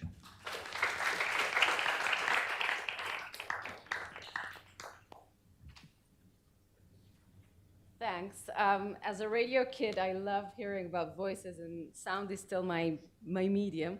I need to be very quick because we need to get out of the room. So I just want to say that so many people kind of made this conference happen. Ayelet and Paul and Oren and Eitan that were said yes and then continue to say yes all the time when we asked for more things and offered help and advice and encouragement. Tammy Laviel that did all the administration around this, and Hila Heinemann that helped us so much, and Mariana that did the graphic design. Also Shlomi and Dor and Amir that helped with all the technical part, which was, we really overreached with Zoom and streaming and the room itself and everything, but they kind of did it all graciously. But finally, for me, and I say this as a member of the precariat, somebody that doesn't have the power of the institution behind her, but is very blessed to have Ayelet Ben Ishai, to have my back. And I have to say that probably in the last days, you've all witnessed her brilliance and charm and empathy and good cheer. So, you know. And Ayelet not only enabled me to pursue this idea of commemorating the centennial for Haifa, but was actually here to fight for funding, to discuss and discuss and discuss every detail of this conference. And some of it was really dreary, but really, Ayelet, it was so much fun. So finally, thank you, each and every one of you. It was amazing to get you here, and it was amazing that you said yes. We had a fantastic time, and we were amazed all the time by how engaged and present and generous you were with your comments and your time and your intellectual breadth. So thank you. And we really hope that if Ayelet and I get our center, her center actually running, that we will have you again in different constellations. And just the last point would be that it was very clear for so many of the talks and informal discussions that this is the time to decolonize the BBC, its history and the institution itself. And I think that the group that's gathered here is exactly in this particular position to do that, both with your interests and your kind of geographical breadth and working across disciplines that usually doesn't happen. We don't meet as historians many times, cultural study and literary scholars and media scholars like we did here. So if any of you is an editor or on a board, editor board of a journal or a book series, and this seems like something you'd like to take on, or you know somebody that might be interested, let us know, and we will be in touch about that when the dust settles. So thank you very much.